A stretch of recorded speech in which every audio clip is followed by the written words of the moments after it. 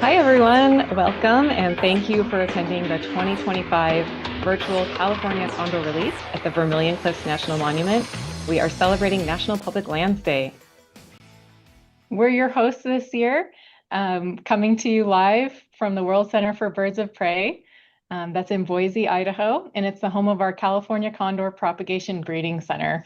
My name is Chelsea Heights, and I'm the Propagation Program Manager here, and I'll let my lovely co-host introduce herself. Thank you. I am Leah Esquivel. I'm the Propagation Program Director, and we have one more third host today coming to us live from Arizona.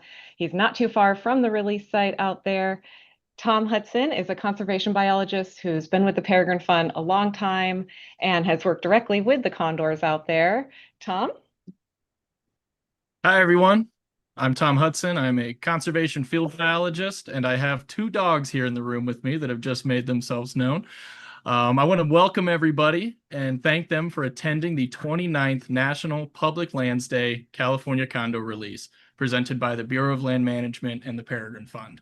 This is our 5th ever virtual release, and I want to welcome everyone joining us for the first time, and welcome back anybody that is joining us another time that's seen another virtual release. We're looking forward to hearing from all of you in the chat once we open the release pen doors, and I also want to give a big thank you to all of our partners that work with us to make events like this happen. Yeah, for sure. Partners are so important. So, Tom, we heard that the weather might be a little iffy. What are the conditions looking like out there right now? Yeah, so we've been watching the forecast diligently, refreshing it as much as we can, working with the Bureau of Land Management and their weather team, or where they get their sources from. And we've really been concerned about the rain for multiple reasons, for the bird safety and for the crew safety and all those attending the release in person. But currently we have partly cloudy skies. It's sunny. As you guys can see in the feed here, we have birds feeding, and it's looking good for releasing birds at this point. All right. Awesome. Yeah, let's hope it stays that way. So you said there are some birds hanging around there. So can you tell us who might be out there that we might be seeing on camera? Yeah. It's one bird that y'all might know if you attended the 2020 live stream. Our first ever live stream is 971, who has tag number TC. That bird has been hanging around that carcass there and has been at the water tub. That bird, TC, is named after our co-founder, one of our founders, Tom Cade. So it's good to see that bird out there. And then we have a report back that 1221, the famous Magra, is here in person from last year's event. We'll be hearing a lot more about her later. Awesome. Fantastic. That is so great to hear. Oh my gosh. Yeah. So Erin Brannon, who's been giving me the tracking report, is in the release pen today. She has the honor of opening that door to let these birds out, pending that the weather holds up. And once that door is open, these new members of the flock will be taking their first ever flight. And to tell you more about the work that goes into getting these birds ready to be released and all that we do to ensure their success after they have taken that first flight, here's a message from our Peregrine Fund propagation and field teams.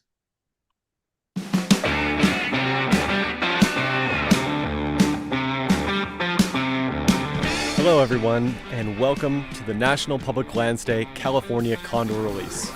Whether you're a Condor veteran or this is your first time here, there's a lot of places and faces to keep track of. So we made this video to help. There are currently 4 facilities breeding California condors for release into the wild. Oregon Zoo, LA Zoo, San Diego Zoo, and our propagation facility at the World Center for Birds of Prey in Boise, Idaho. That's where we are. Meanwhile, we have 5 populations of California condors in the wild. We have Northern California, Central California, Southern California, Mexico, and of course, our population in Arizona and Utah, which is managed by our Peregrine Fund team.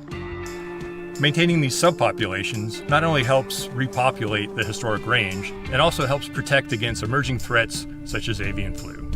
Let's learn more about some of the important places for the Arizona-Utah flock and for today's release. Zion National Park in southern Utah is one of the most amazing landscapes on Earth, and it's where most of the condors from the Arizona-Utah flock spend their summer, enjoying cool temperatures and abundant food. Come winter, the flock will move down into the lower elevations of Zion National Park in northern Arizona. And many turn up here in northern Arizona at the Navajo Bridge. It's one of the most iconic structures in all of the Southwest and probably your best chance of seeing a wild condor. Here we are in the small town of Marble Canyon, Arizona. Home of our Condor Project field headquarters. Our field crew housing is here. And it is home to our treatment barn, where we can treat condors for lead poisoning. It's here at the condor viewing area that the public release takes place. The public will gather here, but all eyes will be pointed to the cliffs. This is our release pen, where the stars of today's show will be held. Now behind me is our processing lab. This is where we conduct our health checks. We also prepare the birds for release by applying transmitters so that we can track them once they leave. One of our biologists will be in this very room, and when they get the signal, the doors will open. The condors might leave right away, but this is what we call a soft release, so it is up to them. But usually they leave in about an hour. Just 25 minutes to go until the release doors open. So get comfortable because we're on condor time now. Type your questions in the chat for our biologists to answer. And most importantly, thank you. Thank you. Thank you. Thank you for joining us and checking out the National Public Lands Day California Condor Release.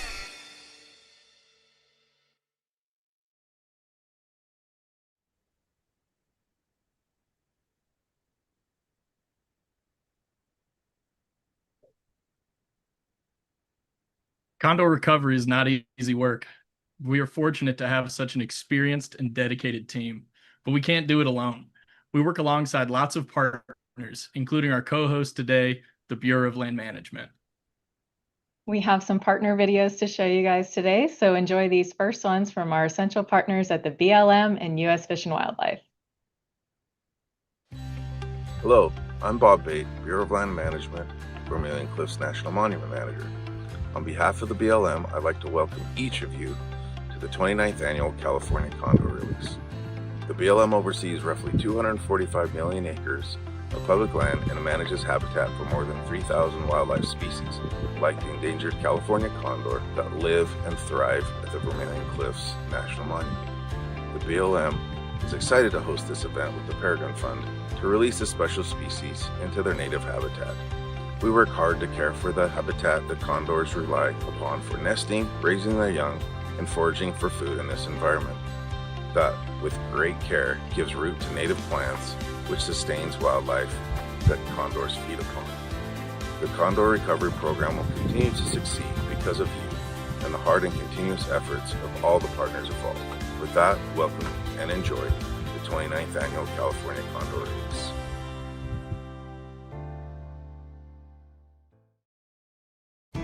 Hi, I'm Amanda Holland, a biologist with the U.S. Fish and Wildlife Service, a proud leader of the California Condor Recovery Program, a multi-entity and international effort dedicated to bringing the species back from the brink of extinction. We work with other agencies, organizations, and tribes to achieve conservation success for the multiple populations across California and the one in Arizona and Utah, as well as other native species in their habitats, particularly those that are listed as threatened or endangered under the Endangered Species Act. To witness a California condor take its very first flight in the freedom of open skies is one that we would always recommend anyone add to their bucket list. So shout out to those of you who've joined us today for this event. We hope that you are inspired and awed by these massive birds as they take the skies with bomb-stretched wings. And once they hit those air currents, we anxiously await their explorations across the Southwest. Special thanks to the Peregrine Fund and the Bureau of Land Management for coordinating this event, and to the tireless crew who work every day to protect these birds. We wish a very successful release, and as always, cheering on for the success and survival of the California condor.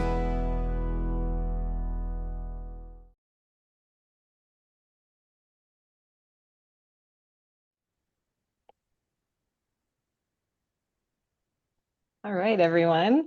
Those are such awesome videos. As we have in the past, this year we also have a great commemorative t-shirt to celebrate the release. The shirts are limited edition and they're designed by Emma Renier. We have a goal of getting to 350 shirt sales. Right now we're at 324, so if you haven't purchased a shirt yet, please go ahead and purchase one. Help us reach our goal. All of the funds raised by selling these shirts go directly back to condor conservation, so it's for a great cause. And you can also just make a donation directly to the Peregrine Fund to help in our conservation efforts by using the QR code that's on the screen. Yeah, I want to give a big thank you to everyone that has already purchased their t-shirt or has just made a donation. The Peregrine Fund is a nonprofit organization, and your donations go a long way to support the work we do to recover the California condor. We do receive funding from federal and state partners, but the majority of our funding does come from private donors like you. If you cannot make a donation but still want to support condor conservation, go ahead and share this live stream with your friends and family. You can share the Peregrine Fund's website so they can learn about the story of the condor and share what you learned today with them. Absolutely. I am always pushing my family to get their commemorative t-shirts every year, and why not? They are just so beautiful. I love the design this year. So definitely check those out. And, as we're going through this today, if you guys have questions, please drop them in the chat. We are going to wait to answer questions until after the release pen opens, but please, as it comes to mind, throw them in there. You've got 3 condor biologists here, excited and ready to talk condors with you. So this is your opportunity. Yeah, for sure. Thank you, Chelsea. And Tom, I think one question that people might get or might have to drop in the chat is that the situation that you guys got into with fire season this year. Can you tell us a little bit about that? Like, did it affect the population? How are all the birds doing after that? Yeah, so we did have a pretty scary fire year here in northern Arizona. It was really dry conditions. We had 2 fires that sprung up. First one was the White Sage Fire, which was just west of our release site. And luckily the fire crews worked diligently to prevent that fire from crossing House Rock Valley Road, where we have a bunch of people gathered for the public release today. So big thanks to the fire crews for that. But the other fire that other fire crews were diligently fighting was the Dragon Bravo fire. And that was one that folks may have seen in the news. It made national headlines. That burnt over 140,000 acres up in the Kaibab National Forest. And it started in Grand Canyon National Park. And those biologists there have been working diligently. I'm sure they were too busy. They didn't provide us a partner video today, but I just want to recognize all that Grand Canyon National Park does to support condor recovery and all the work that they've done to save habitat.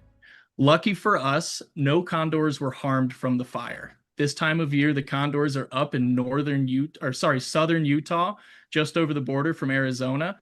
And we didn't have any birds in the path of the fire, especially during times when they might be roosting, where the fire could surprise them at night. So no condor mortalities from these fires. That is so good. We're so thankful all the birds are safe, and it's so awesome that we have those great partners at Grand Canyon.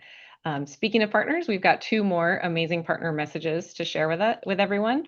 One from Liberty Wildlife and one from Zion National Park.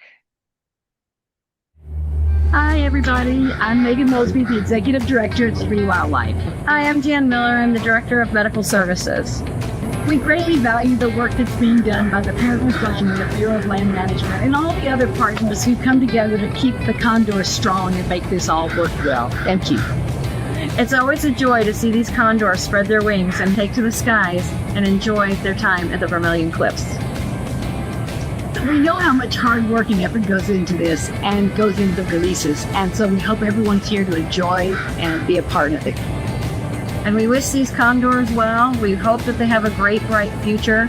We would love to see them be out there in the wild, and hopefully they live long, prosperous lives. Live long and prosper. Hi, new condors. We can't wait to see you. I hope you have a great time flying up to Big Bend area so we can watch you and show the visitors exactly how beautiful you are. Hey, wishing the condors the best with these fires we're having currently, with what's happened with the bird flu. We've got to look on the bright side and hope that the upcoming rest of the year is going to be a lot more positive, and working our way into 26 for a really super positive year. Hello, Condors, and welcome to your new home in Zion National Park. Look about you. This is where you're going to live and enjoy. We're happy to have you come. Welcome. Hi, this is Condor Pete from Zion, and I wish all the new releases well, and come visit us when you get a chance up in Zion.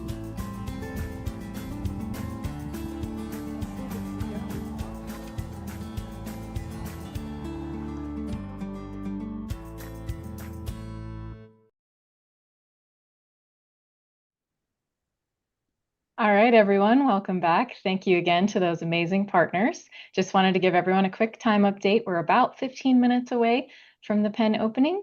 So I kind of wanted to take this time to discuss the wild population with you, Tom. How's everybody doing out there? What are our numbers like?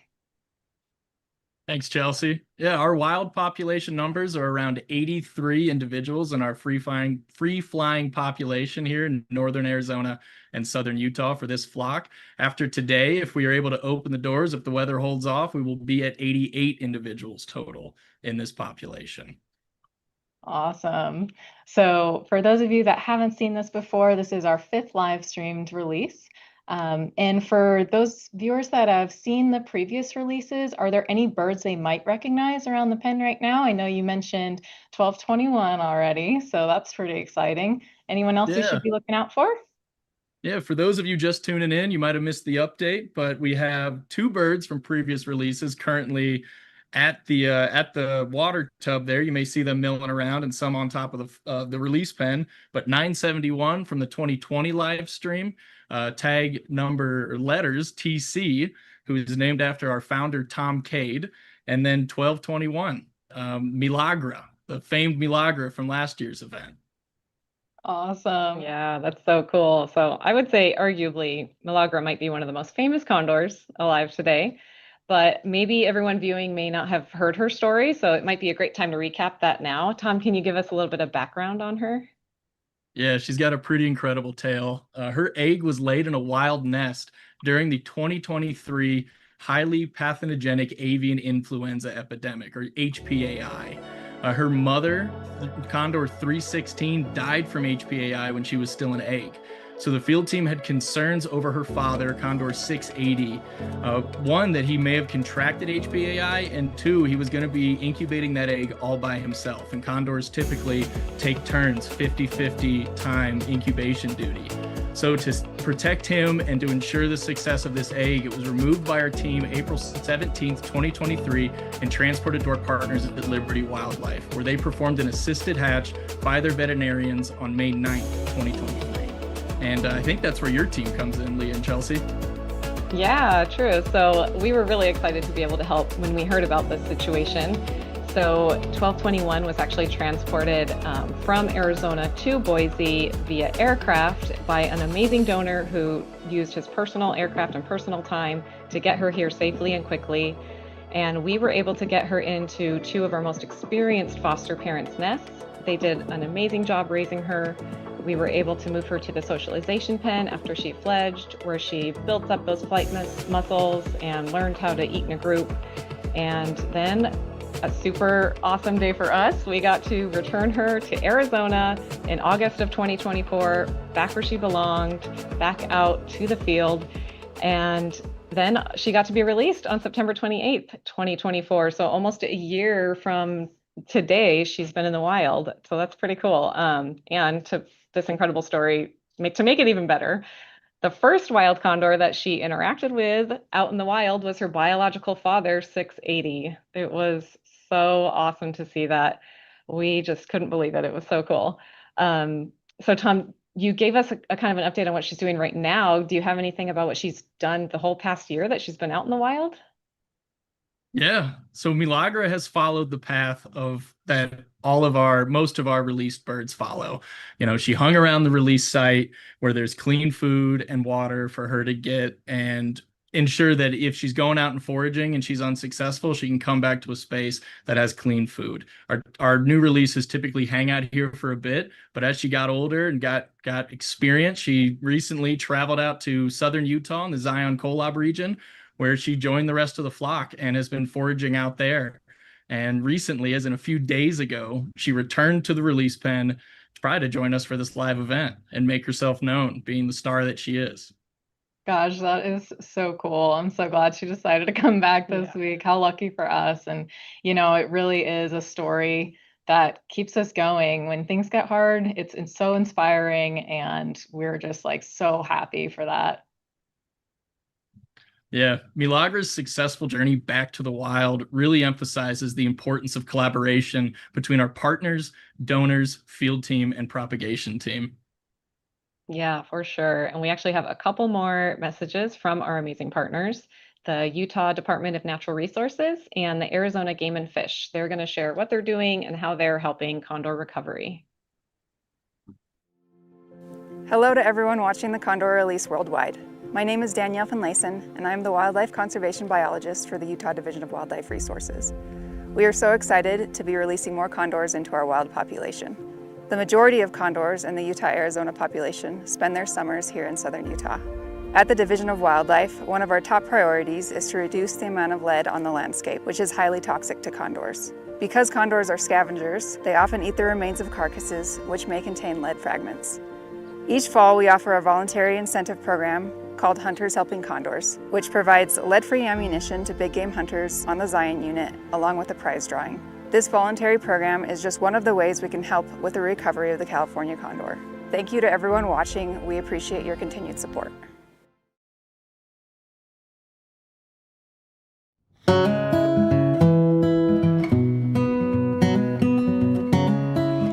Hi everyone, my name's Erin Brown. I'm the Lead Reduction Program Coordinator for Arizona Game and Fish Department. Our department is responsible for the management of over 800 species of wildlife, including the California condor. The biggest threat right now for the California condor is actually lead poisoning. Our lead reduction program works to spread knowledge about unintentional lead poisoning in condors and other scavengers through spent lead ammunition. We offer lead-free ammunition to hunters hunting in California condor range in an effort to help them understand their conservation impacts. So I want to take the time to thank our hunters for being a part of this, for all of you for coming out to watch this event and watch these condors take flight. And a big thank you to all of our partners who worked to make this release possible today.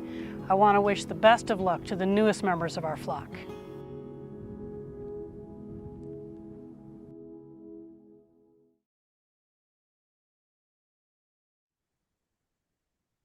All right. I just want to send a quick reminder to everyone, don't forget to leave your questions in the chat. We will answer those as soon as the pen opens, weather dependent. One question a lot of people I think will want to know too is our strategy for combating losses. Tom, can you speak a little bit on this? Yeah, of course. It's one of the things I think I speak about the most to the public, but it's just that we're not just putting birds into the environment like we're doing today. We're combating the root problem that is impeding the condor's establishment of a self-sustaining, free-flying population where we would not have to do these releases. And to show you guys a bit more about this, we are going to show a clip, a shortened version of the Let It Go film directed by Fin and Fur Films.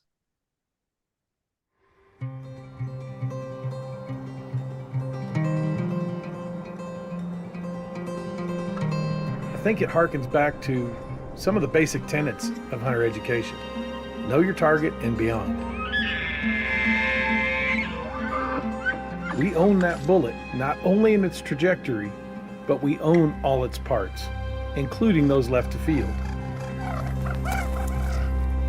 We want our fellow hunters to first understand this relationship between lead and wildlife, and then lead in conservation, like the generations of hunters before us.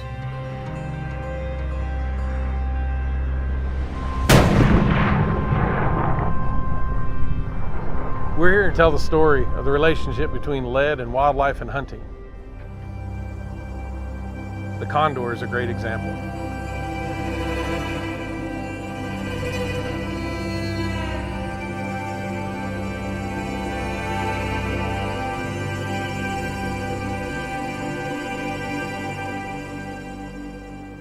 The captive breeding program was mounted and very successful. and led to the opportunity to reintroduce birds in 1992, first in California, and followed by 1996 when we began releasing birds in northern Arizona. This is the condor release site / trapping site. So down below us, we have our release and trapping pen. This is the place where the very first birds were released in 1996. And it's the place where we still release birds today. Through the intensive study of the condor, tracking every individual in the population, we found that 54% of the diagnosed deaths were from lead poisoning. These birds are obligate scavengers, meaning they only consume the remains of dead animals, including the remains of shot animals left to field. We've learned something that was unknown to me as a lifelong hunter, that my choice of ammunition had a potential impact on scavenging wildlife. Treating him for lead poisoning, he had elevated levels of blood lead. So we brought him in for a little bit of treatment. We're giving injections actually into the breast muscle. We can speed up the process of moving the lead through the system considerably with this chelation therapy. We have a lot of repeat offenders. Of course, they don't have an affinity for lead, but it's so prevalent on the landscape that they don't really have a choice. And sometimes those birds happen to have actual metallic fragments that often are lead in the digestive tract, so we can actually do an X-ray and make sure that it passes. We see anything? It looks clean. Yes. Well, that's the first good step. Exactly. That's excellent. And so now we're assessing the post-chelation lead values. Maybe, if the lead has fallen enough, we can release the bird back into the wild. Yes! Nicely done. All right. 48.3. 48.3? Yay. The future's bright for condors, but it all hinges on the efforts of people like hunters. The single biggest thing that you can do to help is switch to non-lead.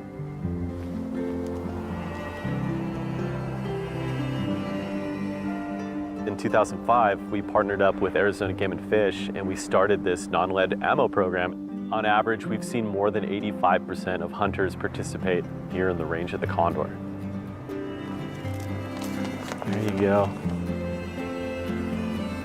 Heck yeah.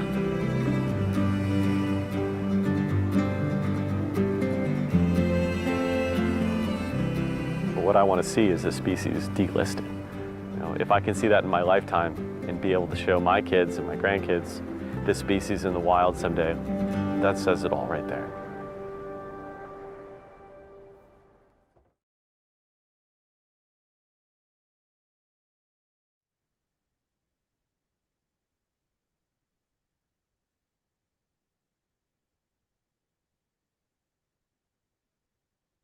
All right. Thank you again to Fin and Fur Films for documenting the work that we and our partners have done to save this species. It is such an impactful little documentary. Now, this is a shortened version of the film. So if you'd like to watch the full one, it is 23 minutes long and it is available on our YouTube channel. So right after you're done watching this live stream, go watch that. Highly recommend. It is so, so great. Yeah, for sure. Okay, so Tom, the birds that are being released today actually came from our captive breeding partners and not from the World Center for Birds of Prey this year. So Chelsea and I are really excited to learn about them. We don't know anything about them. Can you please tell us who we might get to see flying wild today? Yeah, let's get into the stars of the show, why we're all gathered here today. So yeah, like you said, last few years we've had birds from the Oregon facility at the Oregon Zoo and the World Center for Birds of Prey, y'all's birds. But we are getting birds this year from Oregon and San Diego, the San Diego Zoo. So that is to get a good mix of genetics in our wild population. First up, we have Condor 1183, that is wing tag 83, a male from the San Diego Zoo, and that is the only male being released today. Then we have Condor 1260, wing tag 60, a female from the Oregon Zoo, and we've actually released birds from the Oregon Zoo at every single live stream that we've done. So it's kind of getting to be a bit of a tradition. Condor 1258, wing tag 58, is another female. hatched a day later than 1260, so a little younger, and that was at the San Diego Zoo. Condor 1254, wing tag 54, is a female from the Oregon Zoo, and Condor 1254 has the oldest parents of any of the birds being released today. Her father is 35 years old and her mother is 40. And last but not least, we have Condor 1270, wing tag 70, a female from the San Diego Zoo, and she is the youngest of today's releases. Awesome. All right. Well, I think we've waited for the appropriate amount of time. If weather's looking good, you want to get the field team on the horn, see if we can get that release door open? Yeah, let me see if I can get a message from Erin. See if I can get her on the horn here.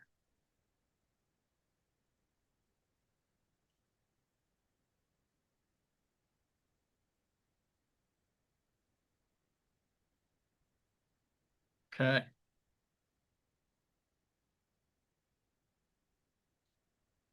See, I've got her on speakerphone.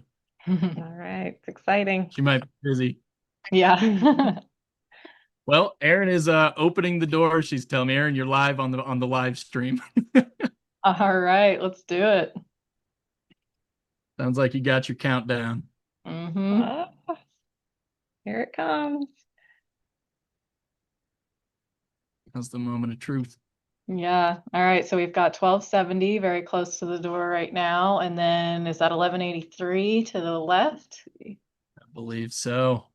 Awesome. Is our boy going to be the first one out today? We'll see.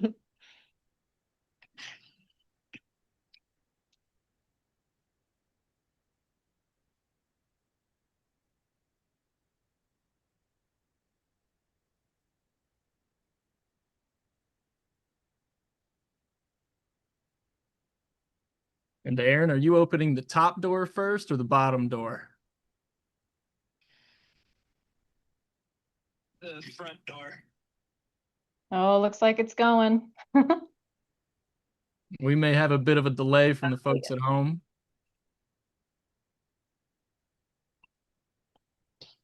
They're excited. Yeah. Okay, Erin, I'll let you get to watching birds. We'll let you do your Thanks, job. Erin. Sounds good. Yeah, good luck. Just cut her off when she was saying thanks. Awesome. Can you talk about what an honor it is, Tom, to be able to be the one to open that release door? I know you guys probably take turns down there doing that. Yeah, well, Erin is our senior condor field biologist. She has been on the program for 12 years. And with that comes so much expertise, knowledge, but it also comes with first dibs to be the one to open the door. So these are, yeah. That's awesome.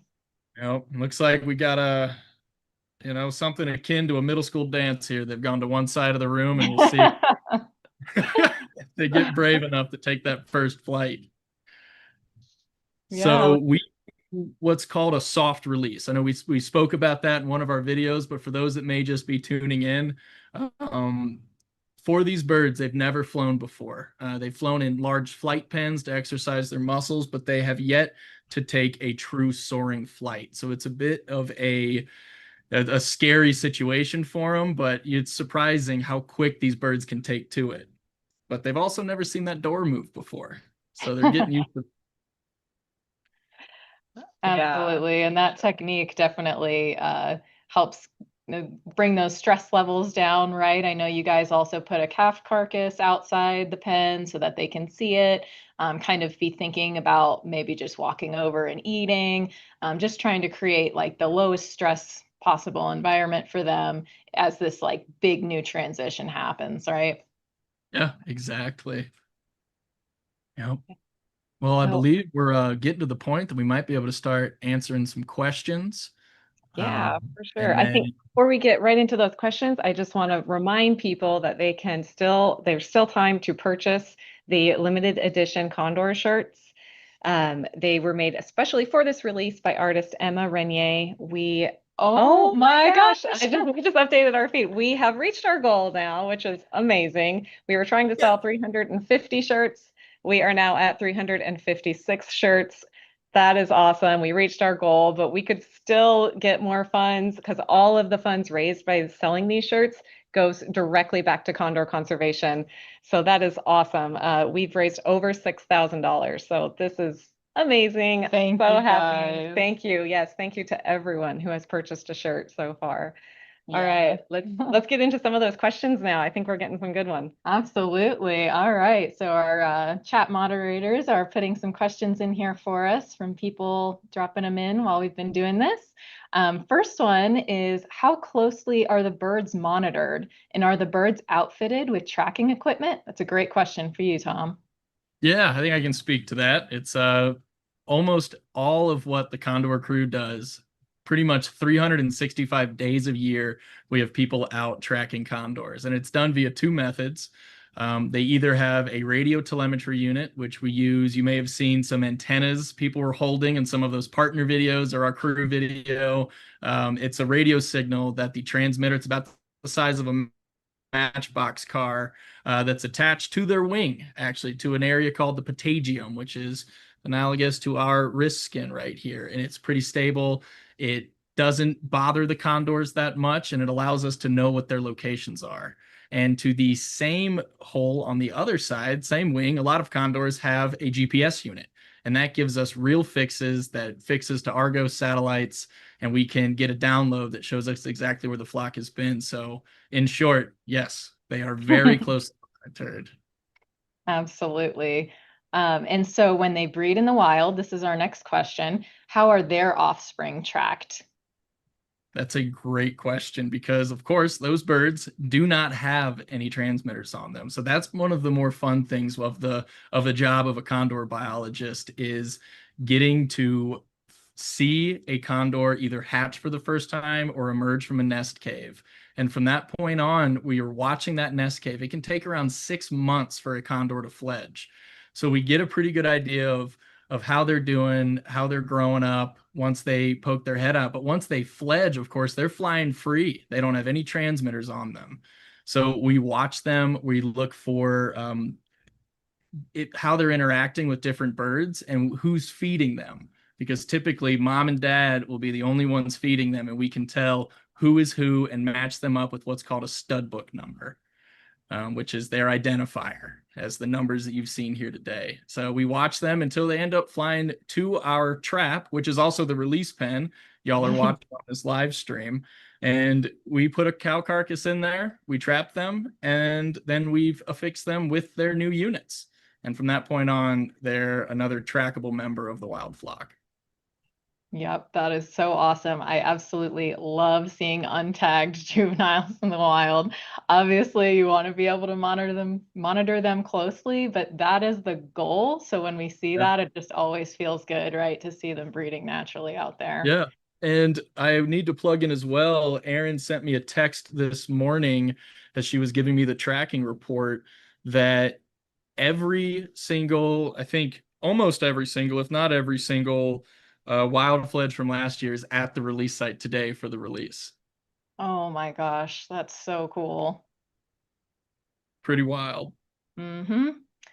All right. So our next question is just about the total current population. Leah, I'll pass this one to you. Do we know the current numbers of California condors in the wild? Yes, we do. So the current population, and this is the overall wilds, that includes all of the wild populations, not just in Arizona, is about 365 birds.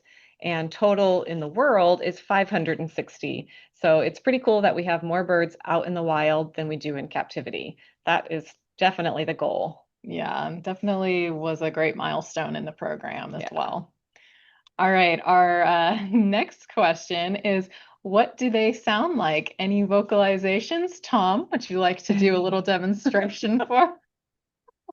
I don't know if I can do my best condor call. They don't really have a call like other raptors do. And I think you guys have spent more time up close watching them, in the propagation facilities than I have watching them in the wild, with at least within earshot of them. But I'd say it's more of a low grunt. Mm-hmm. Would you concur? Absolutely. Lots of grunting. What's actually really cool and very unique, and just like one beautiful little moment that Leah and I always cherish every year, is if we ever have a bird laying an egg, you'll actually hear squealing when the female is in labor, which is really amazing. And just not it sounds like a dinosaur, right? That's like the easiest way to describe it. So yeah, there are all kinds of like nuanced grunts and things like that. But that definitely, a squeal is a sound that you don't expect to come from a bird Yeah. of that size. And it's always just like so incredible to hear. Yeah, we always joke we have one bird whose name is Cholna, and we'll call her Cha sometimes, and we like that name because it's we say it's the only name a condor could pronounce. Perfect. I'd Yeah. agree with that. Magra, they haven't gotten that one down yet. No, not quite Well, rolling off the tongue of the condor yet, but all right, cool.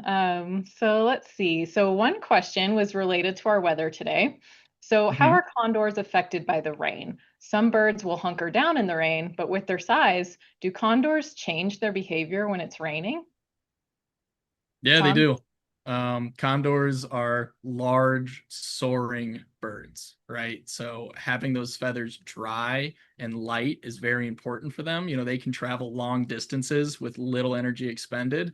So like most of us on a rainy day, they do tend to just kind of hunker down. And that's one of the reasons we've been, you know, so cautious today about releasing them if it does rain, is these birds they haven't flown yet, and they may not be given the best possible chance to have a good place to roost today if they were to get rained on. But so far, so good. The other thing is that feather insulation is a very important thing for their thermoregulation. You know, they will get rained on, they'll shake it off as best they can, but they definitely do best in drier conditions. And, you know, if you guys are feeling chilly, if it's rainy where you are, you could go ahead and get one of these sweet Condor hoodies or t-shirts that we're selling today to support all the work that we do here at the Peregrine Fund, at the propagation facility, and at the field site. Yeah, for sure. Don't forget that you can still purchase a shirt. All those funds go right back to condor conservation. But if your closet is already full, you can also make a one-time donation to the Peregrine Fund or become a member. It starts at $25 annually, and you get some great perks being a member. You get a free calendar, advance notice of special events, free admission to the World Center for Birds of Prey here in Boise, discounted tickets to our fall flights show, which is amazing, and 10% off everything in our gift shop. Our gift shop is awesome. I can spend way too much money in there. I highly recommend it. And you don't have to be local to shop at our gift shop. We also have an online shop.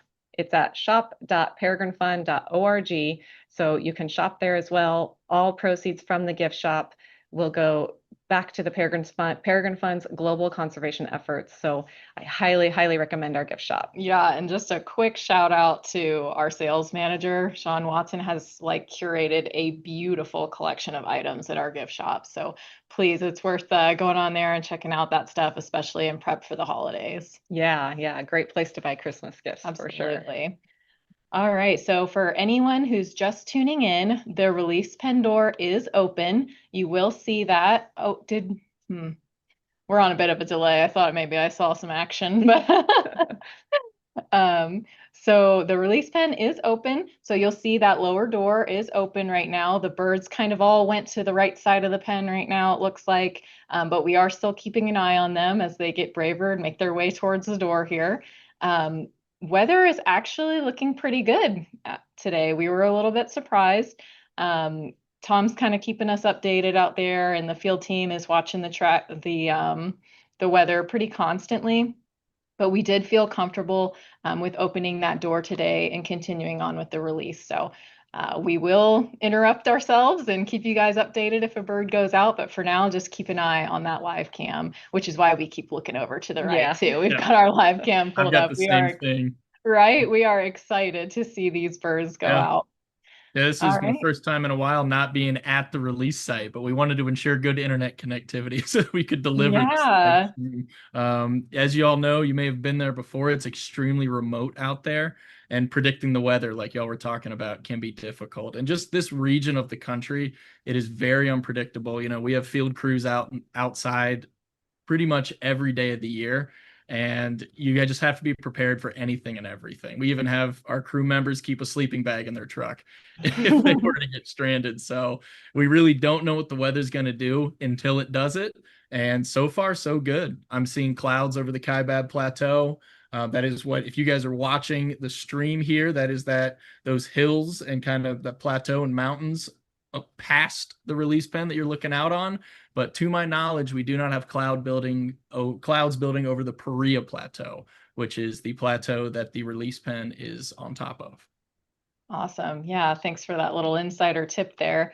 And that's actually, kind of an interesting thing to talk about too. Leading up to this release, we wanted to make sure we were tempering everyone's expectations in case we could not open this pen today.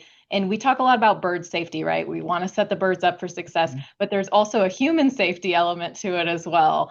Not only for people there for the live event, but also for the field team, because you guys are the ones running around keeping track of these birds after releases. Can you speak a little bit, Tom, about what that looks like? You are normally in the trenches doing this. So tell us what that first week after release is like for your team. Yeah, and as soon as we wrap up the live stream, I'll be heading out there to go help them out. And hopefully we have birds in good positions. And when I talk about birds being in good positions, we really mean for roost. So these condors were raised in captivity, and they don't know yet that evil exists in the world, right? So there are ground predators here in northern Arizona. We have coyotes, bobcats, and mountain lions. And the condors need to be able to roost or go to sleep in a safe location. This release site was picked because you guys can't see it from these cameras, but just over that rim are sheer cliffs with lots of ledges that are inaccessible to ground predators. So when these birds leave the pen, we are waiting for them to fly to a good perch, but sometimes they don't quite make it, or they choose a spot lower on the ground where they may be accessible to a ground predator. It's then the field team's job to hike in and haze those condors. When I say haze, I mean we act as the ground predators to let them know, scare them that this is not a safe place to be. And most times they take up and they'll go up to a safe perch where they are inaccessible to ground predators. The danger with the weather means that we have people out in the environment on talus slopes, the hills going up to the base of the cliffs, where there's a lot of exposure and there's a threat of lightning strikes.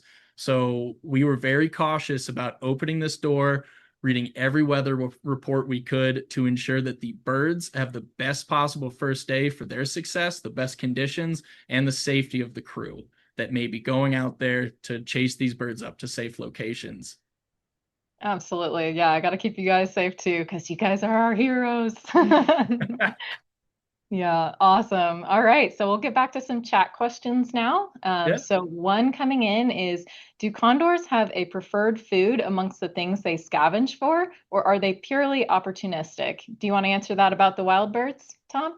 Yeah, I'd say it really depends. I think that they really get a taste for sheep in the summertime. They go up to the Kolob region where a lot of farmers and livestock managers run sheep. And those animals, and when they do expire on the landscape, the condors are there quickly and they efficiently clean up those carcasses, which does a number of things. They're nature's cleanup crew.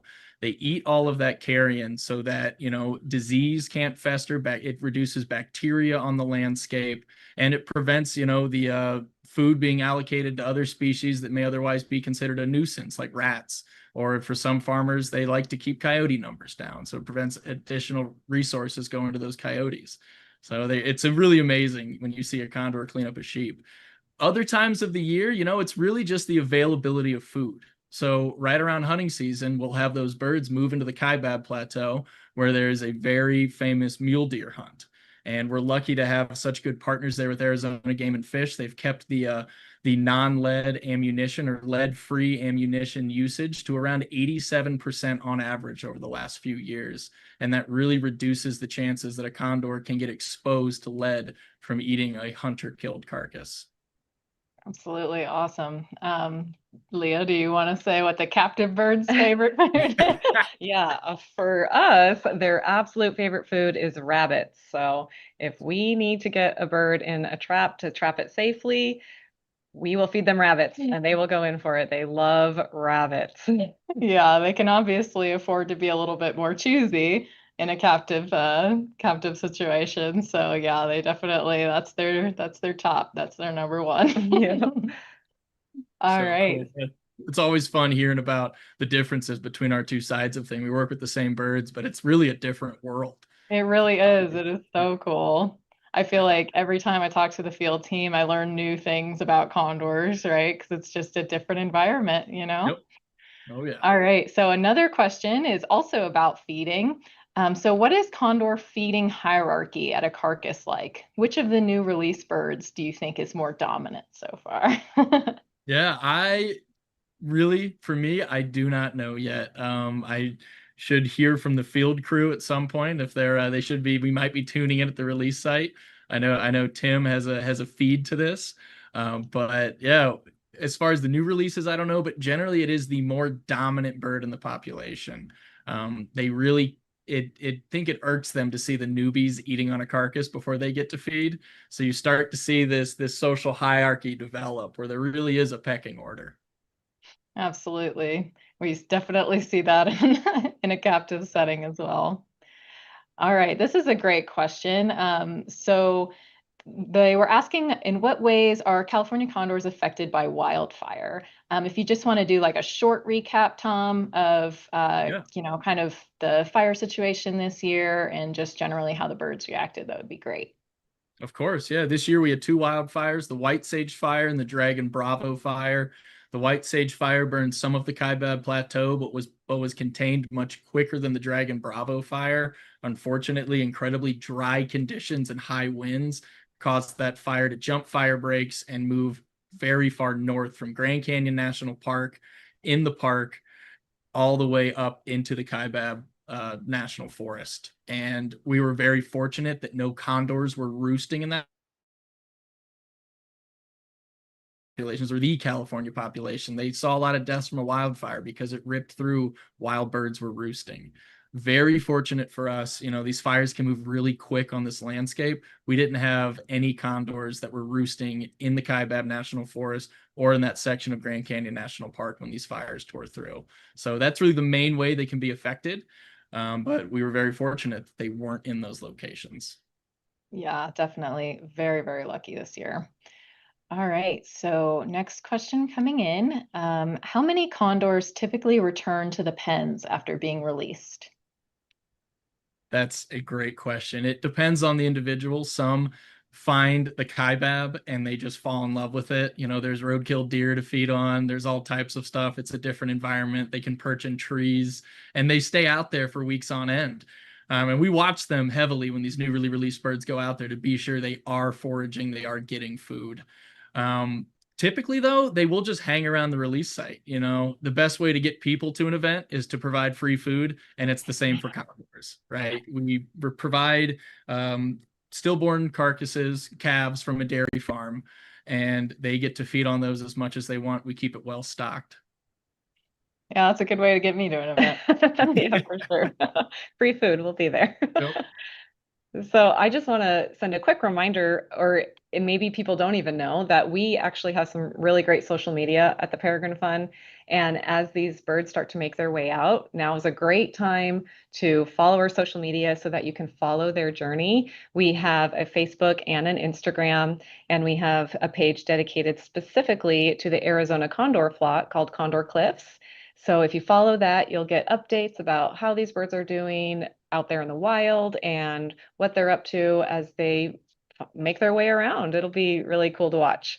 And then if you're not so big on social media, but you still want updates, you can subscribe to our email newsletter by signing up at our website, peregrinefund.org. So don't forget to follow us, sign up for the newsletter, and you'll get all kinds of updates on these guys. Awesome. All right. I did just get an update from Tim Houck, our program director, at the public event, the in-person event down at the Condor viewing area, and a rough count says there's around 500 people there right now. So we've had an amazing turnout. Fantastic. That is so cool. So yeah, for those of you watching online, Oh. if you wanted to travel out, do we Sorry, have a bird release? You think something's happening? Oh, maybe it kind of glitched for a second. Saw some wings flapping towards the entrance. I saw a 5-4. Yeah. Not sure if anyone actually left or if they just were. Yeah, let us know in the chat if your feed didn't. Yeah, if you guys saw something we didn't, definitely let us know. We're trying to multitask. Yeah.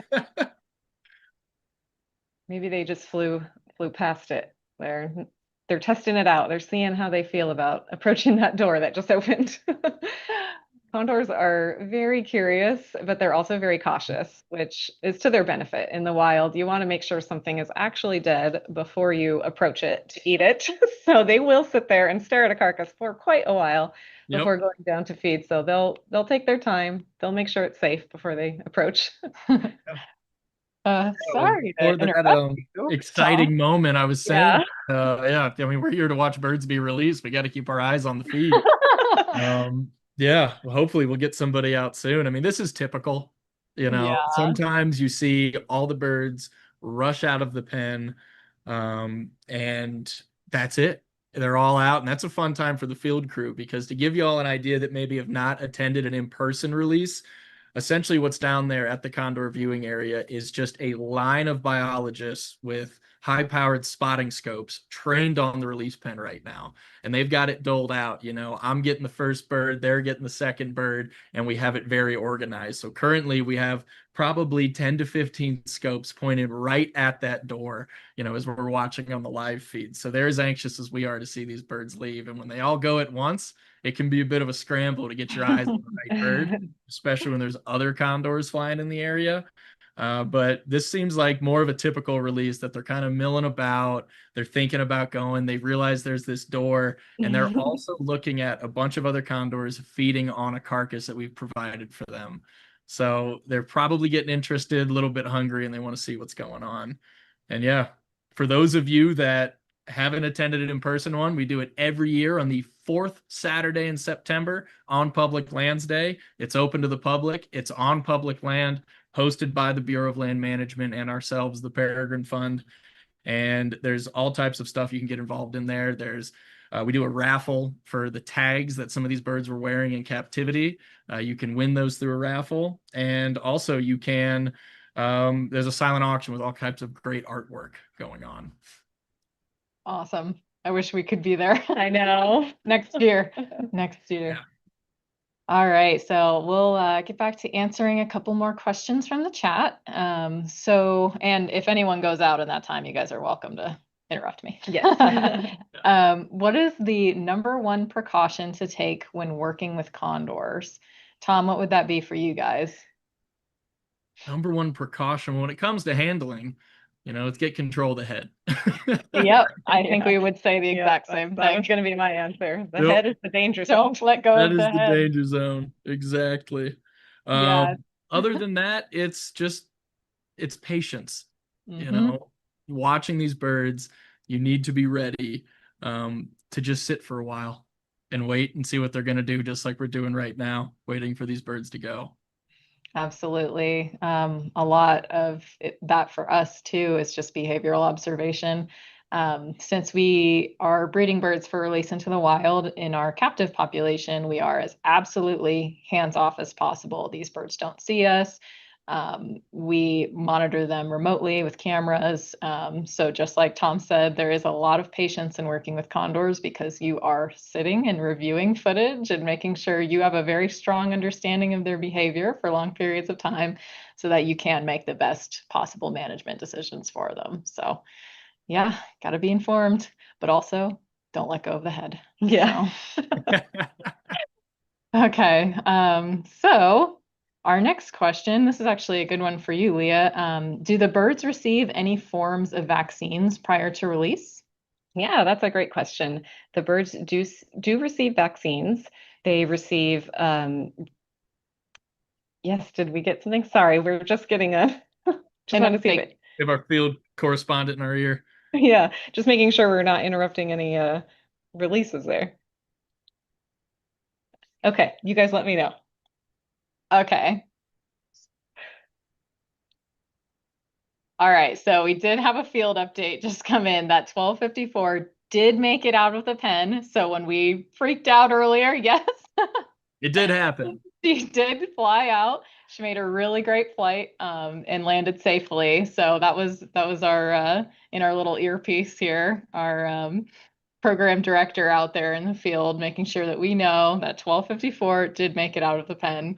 Hopefully you guys were able to see it. It did glitch on our end. Yeah. But hopefully the next one. So we've got one bird flying free. So what More are to those go. population numbers now?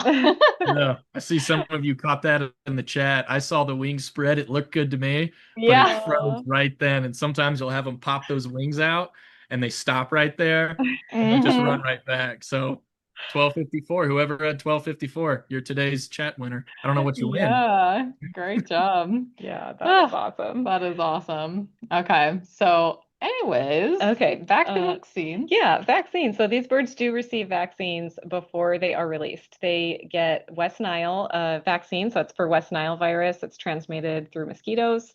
So they get a series of vaccines for that. And then they also receive vaccines for avian influenza.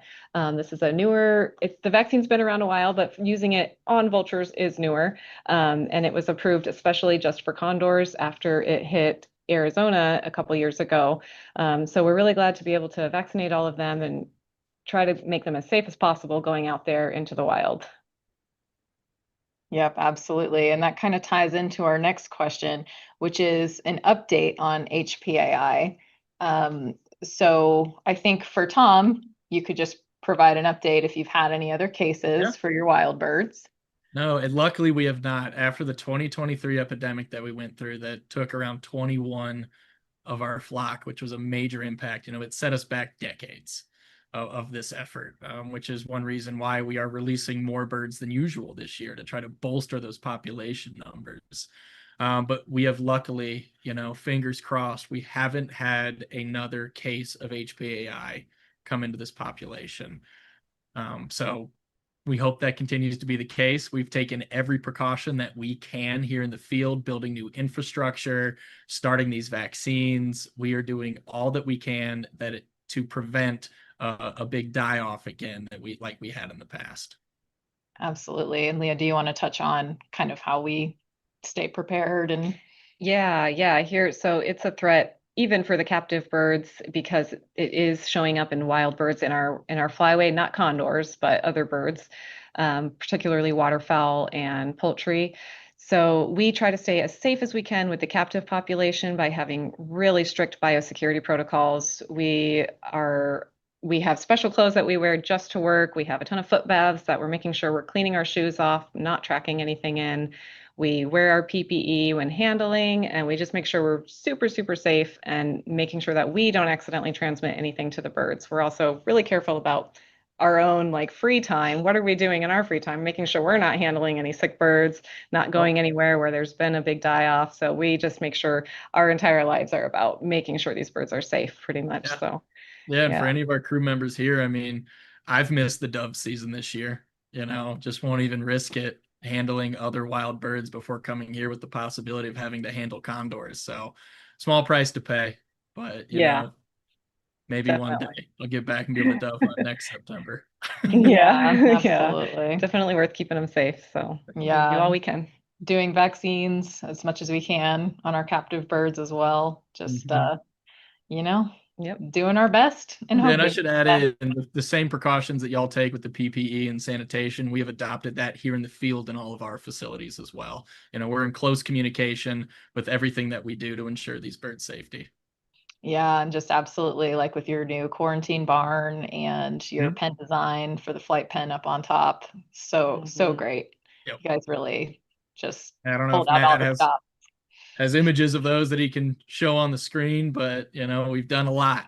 We put a Yeah. lot of work into preventing another HPAI epidemic. Yeah, that was a lot of work. So, Yeah. all right, awesome. Okay, we'll switch gears a little bit now. We've got a question. How often do condors bathe? I mean, how often do you guys see it? Because for us, it's anytime they find water. Yep. Yeah, I mean, it feels good, and condors are our natural immune system, right? So they're keeping their environment clean, and they're going to keep themselves themselves clean too. So yeah, I mean, definitely condors do enjoy getting down in water, and even our captive birds, they get sprinklers, and every day when those sprinklers come on, they get right under there and kind of get all the water through their feathers. It feels good. Yep, especially in the hot summer months. Absolutely. Right. All right. Next one is, who is the oldest bird in the Arizona-Utah flock? Yeah, I can chime in on that one. That Mhm. is bird 123. That is his stud book number. That means he was the 123rd bird hatched after the captive propagation efforts began. And he just turned 30 this year. If some of you have ever been to Kolb's studio at the Grand Canyon, he can be frequently seen there.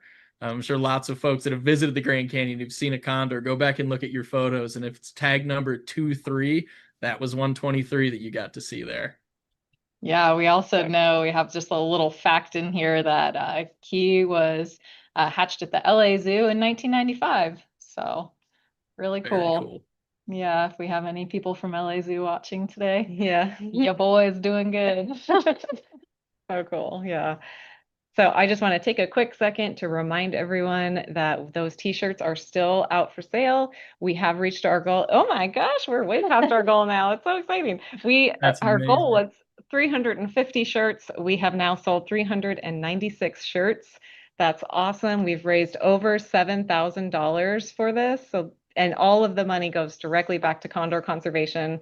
So we are super happy that we're selling that many shirts. And if you already have a full closet full of condor shirts, then you can still help us by making a donation. Just become a member. Being a member, you get some great perks. You get a free calendar, you get free admission to World Center for Birds of Prey, and 10% off at our gift shop. And our gift shop's awesome. We were talking about this earlier. It makes for great Christmas gifts. You can shop here in Boise, or you can shop online at shop.peregrinefund.org. Great stuff there. So you can get your raptor merch and your condor shirt, and you'll be all set. Yeah. What else do you need?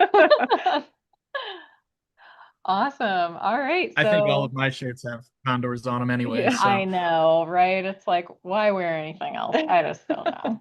And my whole family knows that my closet is just condor shirts. It's okay. Okay, so getting back to some chat questions. This is a great one for Leah. Could you explain the stud book system, how it works, and how the tags correspond? Yeah, so all of the condors, since they began, actually even prior to beginning the breeding system, condors were tagged so that we could easily track them. And in order to tag them, they also needed a number to correspond to each bird. So the stud book system basically just gives a number to every single bird that hatches. And we basically started at one way back in the day. I think that number one was hatched in the 60s. Is that what we looked at the other day? So they started this back in the 60s, and from then on, every single bird got a stud book number. So the smaller the number, the older the bird. So these birds that we're releasing now are in the 1200s, and the birds that are hatching this season are in the 1300s. So that's pretty cool. We've basically hatched over 1,300 birds since we began the condor breeding and program. And that includes birds in the wild, yes. So even wild birds get a stud book number. Every single bird does. And the tags will correspond to that stud book number either by being the last couple of digits of the stud book or some other different code. If you see a bird with a tag, you can go on Condor Spotter and see who that bird is and what its actual full stud book number is. So that's a great way to look up the birds. If you're ever out there where a wild population is and you see one and you want to know more about that bird, Condor Spotter is awesome. Is Yeah, yeah. absolutely. And I just Getting wanted to anything? throw out there that stud book number 1 is still alive. He's 60 years old. His name is Topa Topa. He is at the LA Zoo. So that's really incredible. I mean, our youngest nestling this year is stud book number 1382. So just incredible how many we've had. That's so cool. Since number 1. I know. Yeah. So. Yeah. All right. Are we getting any other action with these guys? It still looks like we're playing the game of huddle together in I'm the seeing some corner. wing spreads, some maybe some pre-flight checks. Let's hope. I guess we'll see what yeah, it's like we said before, it's a waiting game. They are on their own time. There's always the possibility that a condor may not leave the pen today. At a certain point, we will make the call to close the door. That's because this is a soft release. We don't force them out. We let them make their own decision to enter the wild. And we'll just give them a try again tomorrow. Fortunately, we won't catch that on the live stream. But you're always welcome to drive all the way out to the release site and take a look for yourself down from the viewing area. But yeah, there is the possibility that, they may not leave, and that happens. It's rare, but it can happen. So just want to let everybody know that, we may have some birds still in the pen before the live stream ends, but at least we've got to see one leave. And I think that's it. We still have 4. Yep, exactly. Okay. Yeah. Condors take their time sometimes, something we all know Yep. quite well. All right. patient. Another question that I think Leah could answer is what is the process to tag a bird? Yeah, that's a great question. So if a bird is hatched in captivity, we will hatch it, or we will tag it here before it goes to the release site, and then they'll just change the tags to be whatever they want the tag to be. So to tag a bird, you have to find its patagial, which is just right on its wing there, where you can kind of see here. And it's actually a piercing. So we do use a piercing needle to tag it. And it heals over just like if you were to pierce your ear, heals over nicely, a nice little hole there for us to take out a tag and put a new tag in. And the birds that are hatched in the wild, I know for you guys, you don't tag them until they come to this release pen, which is also your trap, right, Tom? Correct. Yeah. So we will have spent months watching these birds grow up in their nest cave until they finally fledge the nest. And once they fledge the nest, they may come here on their own, but they usually follow their parents over to the release pen / trap. At a certain point in the year, this ceases to be a release pen, and we do it in reverse, right? We put a carcass inside of the pen and allow the birds to jump in, where we close the door and our biologists safely handle them. You may have seen some of the lab if you were here in the earlier video of the crew introduction video. We got to see the interior of that lab, and our own Peregrine Fund crew built this structure on top of the cliffs, and we're pretty proud of it. And so yeah, we'll bring those birds in, do exactly what you guys talked about. We'll fix them with transmitters, do that same piercing. We have everything we need to sterilize and keep things safe up there to prevent infections, and then they're just released to continue their life as a free-flying bird. But this way we're able to track them, see where they go, and intervene if they end up in a situation where we may think that they're unsafe or not doing well. Absolutely. Yeah, those tags are still so important for monitoring the birds on an individual basis, right? Eventually, we would love to monitor them as a population and have untagged birds, but we're just not quite there yet. This is the ultimate goal. Yeah.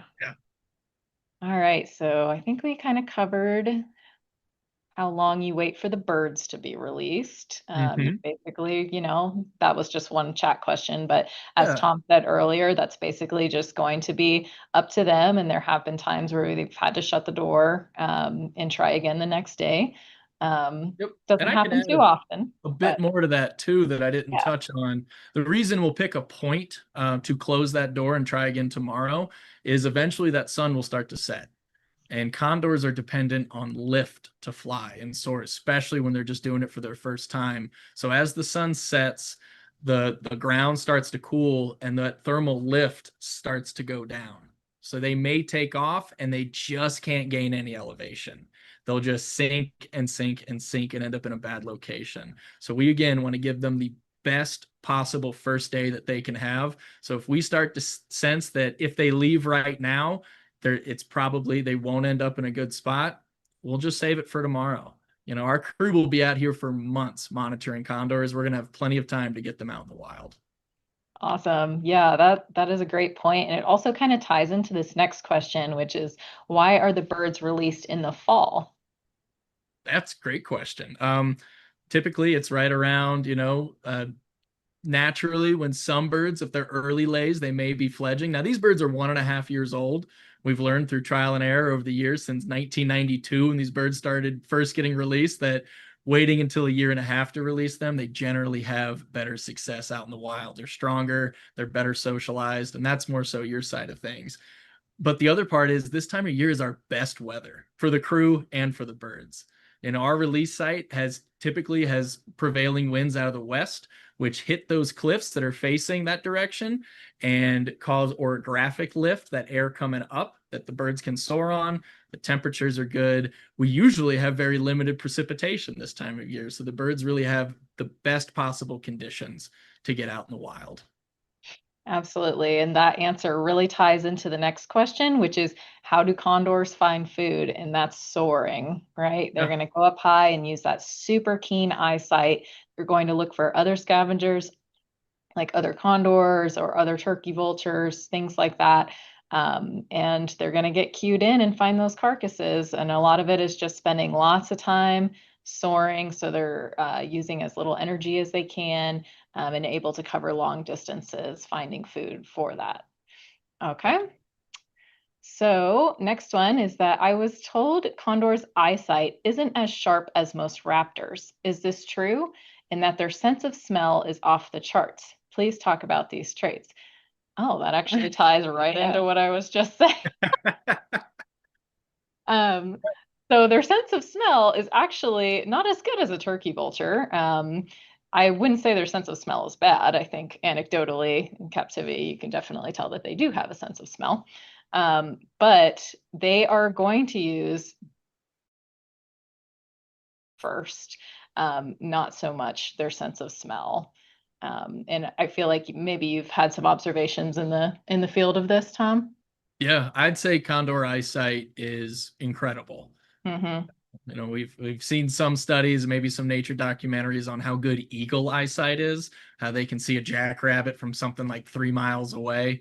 And that's true as well. But condors are almost entirely dependent foraging in the wild on their great eyesight. Like you said, following other scavengers around, they see a bunch of ravens or turkey vultures on a carcass, they're going to follow right in. Also, if they see a bunch of other condors, generally, if you have a condor on a carcass out in the wild, you're going to find more. They work together that way. Absolutely. And that's always so awesome to see social feeding like that, which I'm sure you can see around the release pen at some point today. Yeah. All right. Let's see. Where are we at in our chat questions? All right, cool.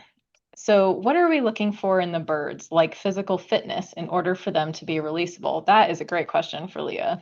Yeah, and that's a great question, whoever asked that. We do make sure all of our birds that we send out for release are top shape. We want them, so we're looking for certain things aside from just physical fitness. We also want them to be behaviorally appropriate for release. So like Chelsea was saying earlier, we make sure we do everything we can to have as little human contact as possible. They never see us with food. So we make sure that they do not associate humans with anything positive, basically here in captivity. And that way, when they go out into the wild, we know that they're going to be wild birds. They're not going to be approaching people. So one of the things is just behavior, making sure that they're perching up high on an appropriate roosting site at night, not perching on the ground, not spending too much time aside from feeding on the ground. And we also make sure that they can do great flights in the pen that we have. Our socialization pen is a very large pen, so they can really work those flight muscles before they take this huge flight out here in the wild. So we're making sure that they can go back and forth between the perches and get all the way across the pen, do great landings. And then we're also looking for social behaviors, making sure they're interacting with the group, because that's a big one for condors. They have to be able to interact with those wild birds once they're out there and understand the hierarchy that we were talking about earlier. So we're just making sure that they are acting appropriately in that sense as well. And we've got a checklist, and we go through every single bird before we send them out. We make sure that they're hitting all these milestones and all of their behaviors and physical fitness is appropriate.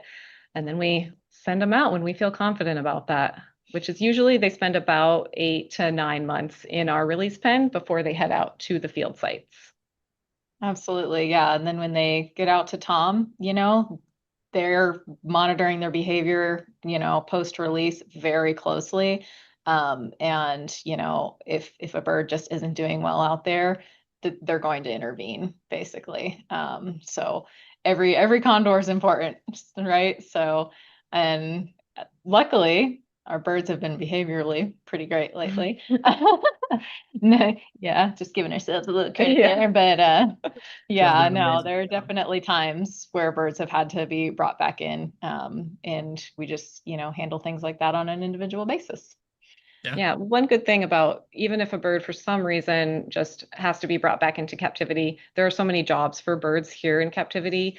They could be a single parent, they could be a breeder producing more birds to send out for release, they can be on exhibit somewhere. So every bird is important, and we will find a great job for every single bird if they do have to stay in captivity.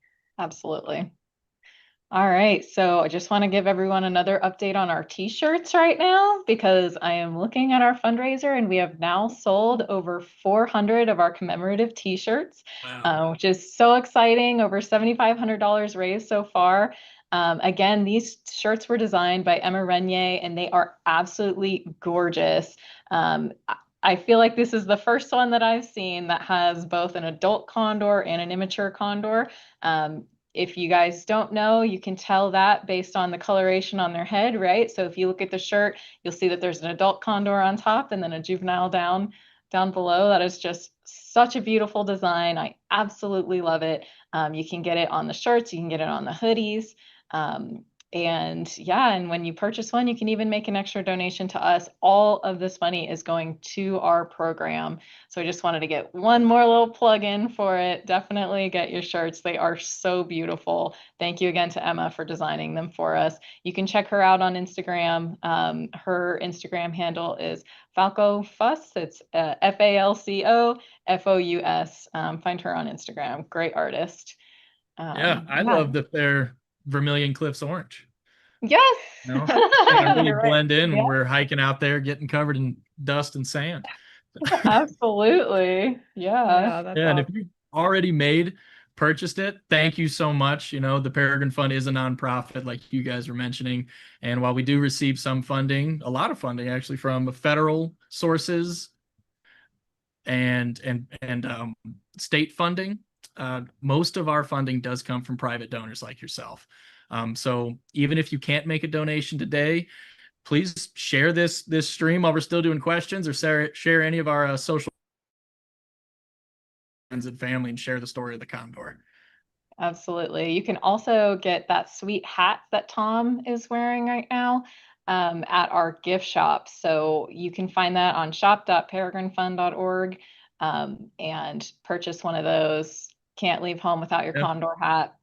Just another great way to support the work. I don't know if we have this color on the shop, but you can get some variation of color, but it will have a sweet condor on it. I know, it's awesome. And, shopping at the gift shop really supports all the raptor conservation work that we do across the globe. We are a global conservation organization, so we have projects from Madagascar to Puerto Rico, all over the place. So definitely check out the work that we do. We have such a talented, amazing team of field biologists all over the world. And if you think we're passionate about condors, we bring this to everything that we do. So definitely worth, becoming a member, shopping from our gift shop. We would love your support. We really depend on it, like Tom said. So thank you guys again. And with that, we'll get back into some questions. Let's see where we're at with the chat here. Let's see. I actually just kind of answered this question. It's what we look for in birds to send them down to the release site. So just like I was saying before, we have a checklist. We make sure every single bird meets all these marks and meets all these milestones. They have to be able to socialize properly with the other birds, make great flights and landings across our very large socialization pen. We also make sure they know how to feed in a group because that's what they're going to be doing out there in the wild. They have to be confident enough to go up when there's a group of birds feeding and understand that hierarchy at the carcass.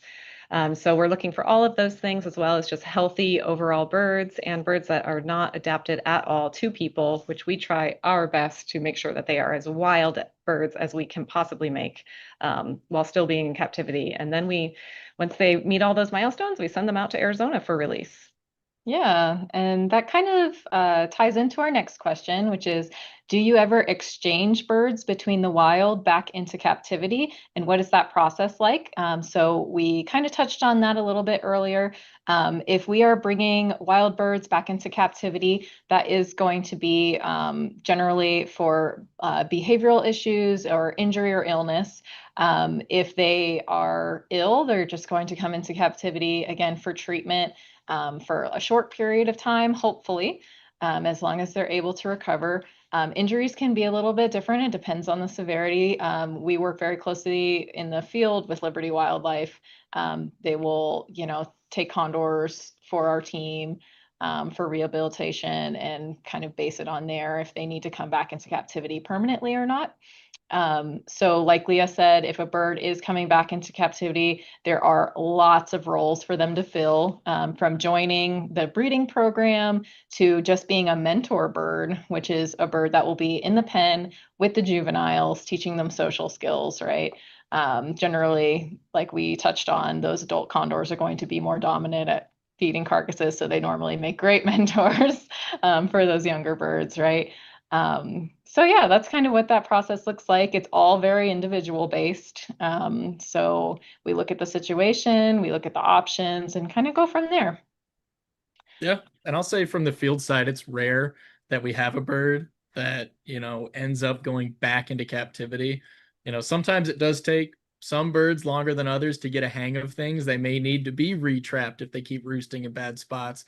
And we give them plenty of times back up at the release site for a re-release to try it out again. And a lot of the times it may take a few times for these rare individuals, but they usually get it. And if not, like you were saying before, every condor is important.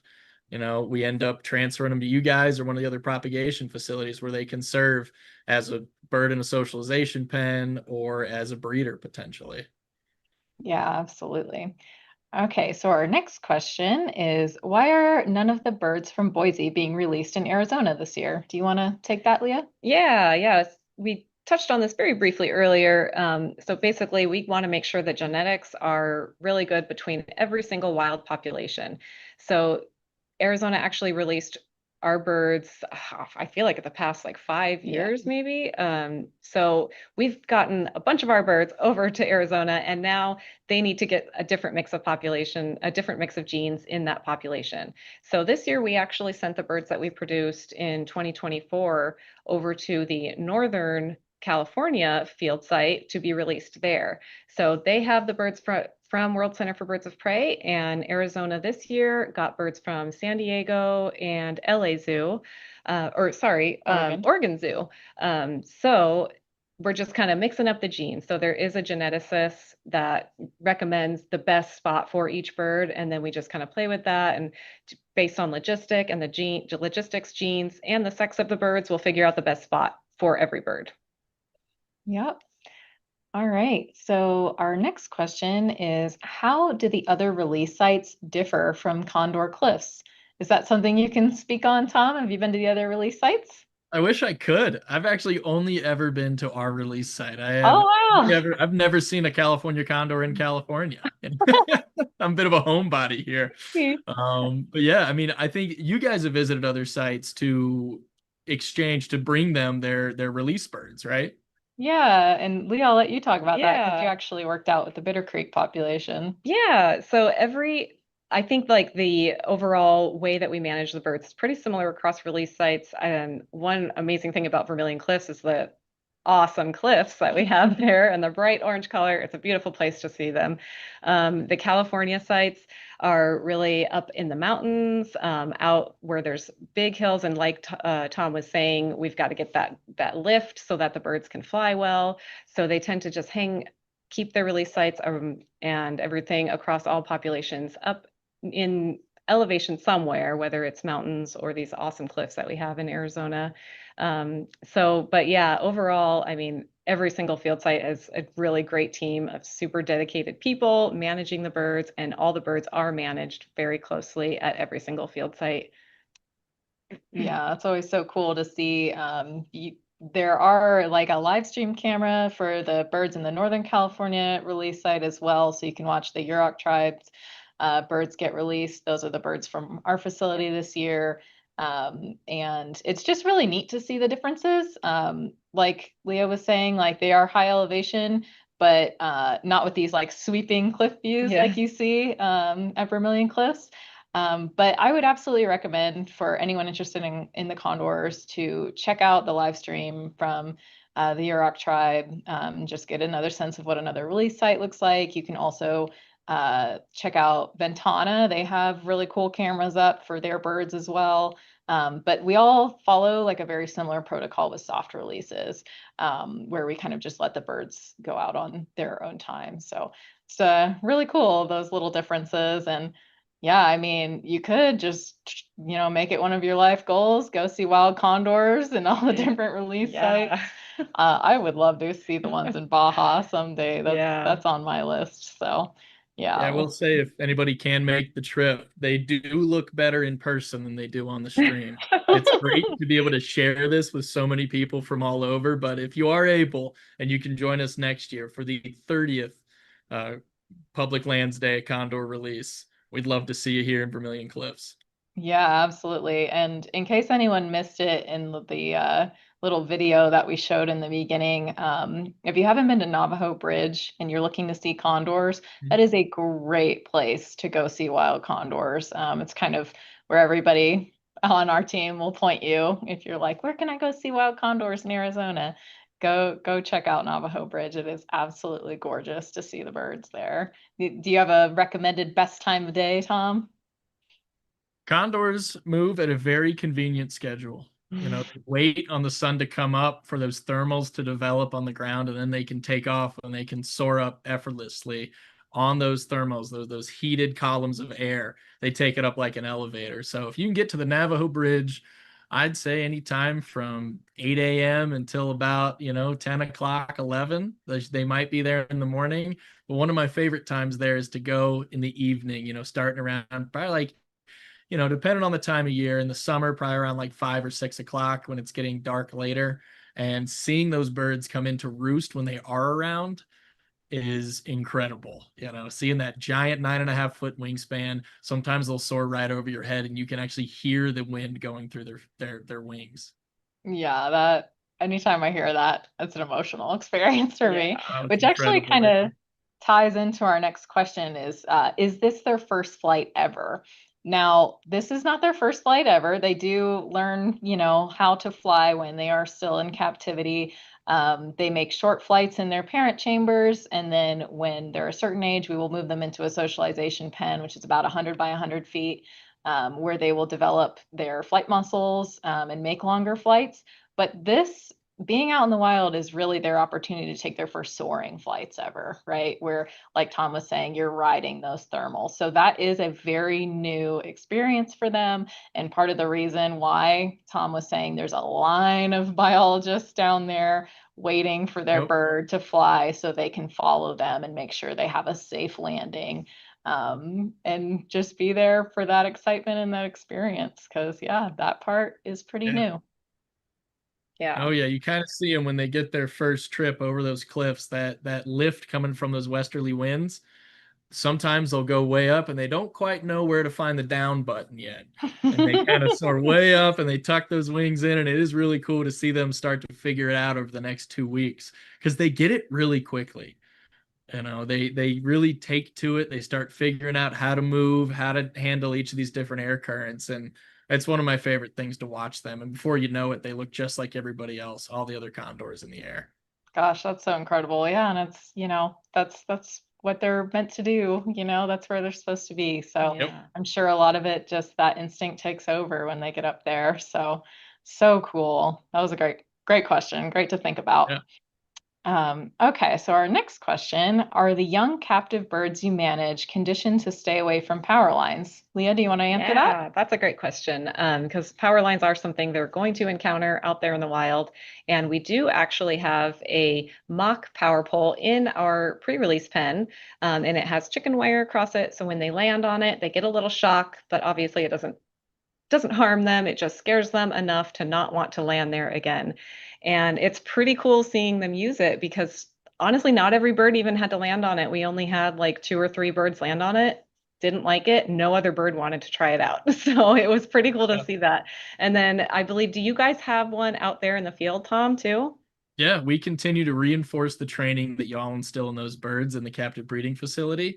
And we have a pole inside of the flight pen, which is the first place they will go. That also has a very light trickle charge going through it that just kind of scares them. But I honestly have never seen a bird use it. I'm sure they do, but I think they learned their lesson in there. But we keep a very similar looking power pole to just reinforce that. And then even once they're released, we have one up on the cliffs. Pretty close to where I believe this camera looking down the length of the release pen is. And just so that the wild birds too are constantly reinforced to perpetuate that good behavior of staying away from power lines. Amazing. I just want to give a quick shout out to your longtime volunteer out there, Alan Clampett, because he actually helped me figure out how to make that power pole in the social pen. Yep. It was not as intuitive as I thought it was going to be, and he was an invaluable resource. Another thing I just kind of wanted to talk about is volunteering for us too. So I know that, Alan and his wife are your longtime volunteers out there, and you guys just, they have just helped you guys so much over the years, right? I mean, what we would have to raise to have an engineer of his caliber, and his wife Michelle and her ability to educate the public, what they do is indispensable. It's incredible what they bring to our Absolutely. And at the World Center for Birds of Prey, our volunteers are so amazing too. Every time I'm out cleaning the condor exhibit, I can hear them talking to guests, and I'm just blown away by their passion, and just their knowledge base is so huge. If you are interested in getting more involved with us, definitely check out volunteering, especially if you're local to Boise and you're interested in volunteering at the World Center for Birds of Prey. But also, we do have programs worldwide too, so you could see what's going on around you and try and figure out how you can help. We absolutely love our volunteers, so I just wanted to give them a shout out. I'm sure a lot of them are watching the live stream today too, because just like us, they're condor obsessed, and we love that. So yeah, for sure. Very, very passionate, dedicated volunteers. We're super lucky.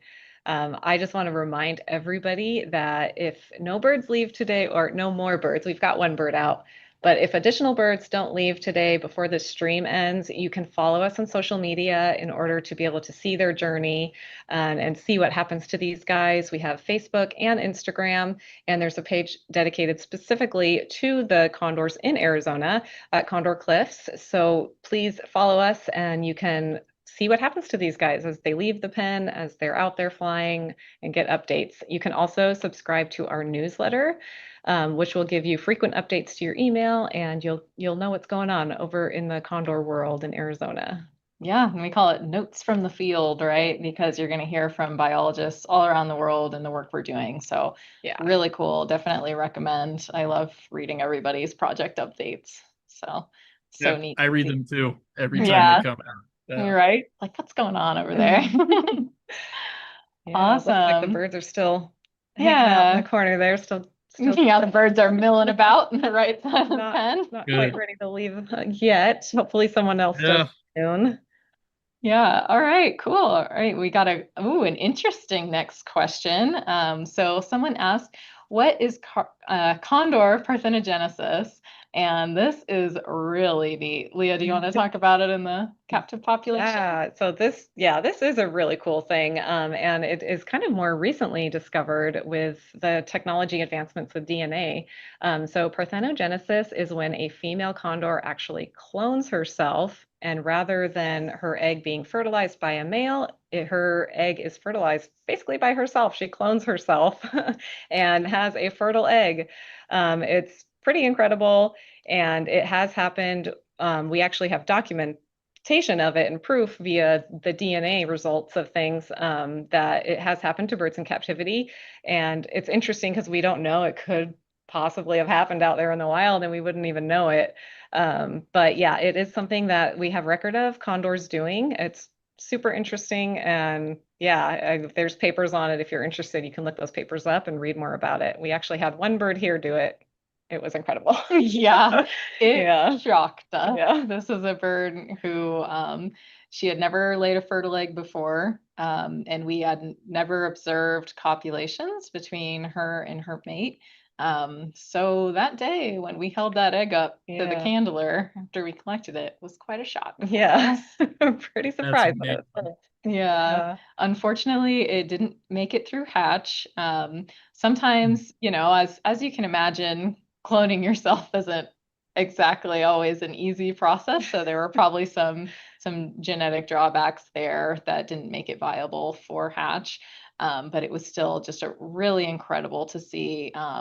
And just amazing in general, right? Condors are like, you know what, we're just going to take this Yeah. problem into our own hands here, right?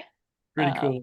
Yeah, so just a really neat thing that condors can do, and just makes us love them even more. Yeah, really. Reminds you how they've been around since for so long, right? They're like dinosaurs. That's crazy. All right.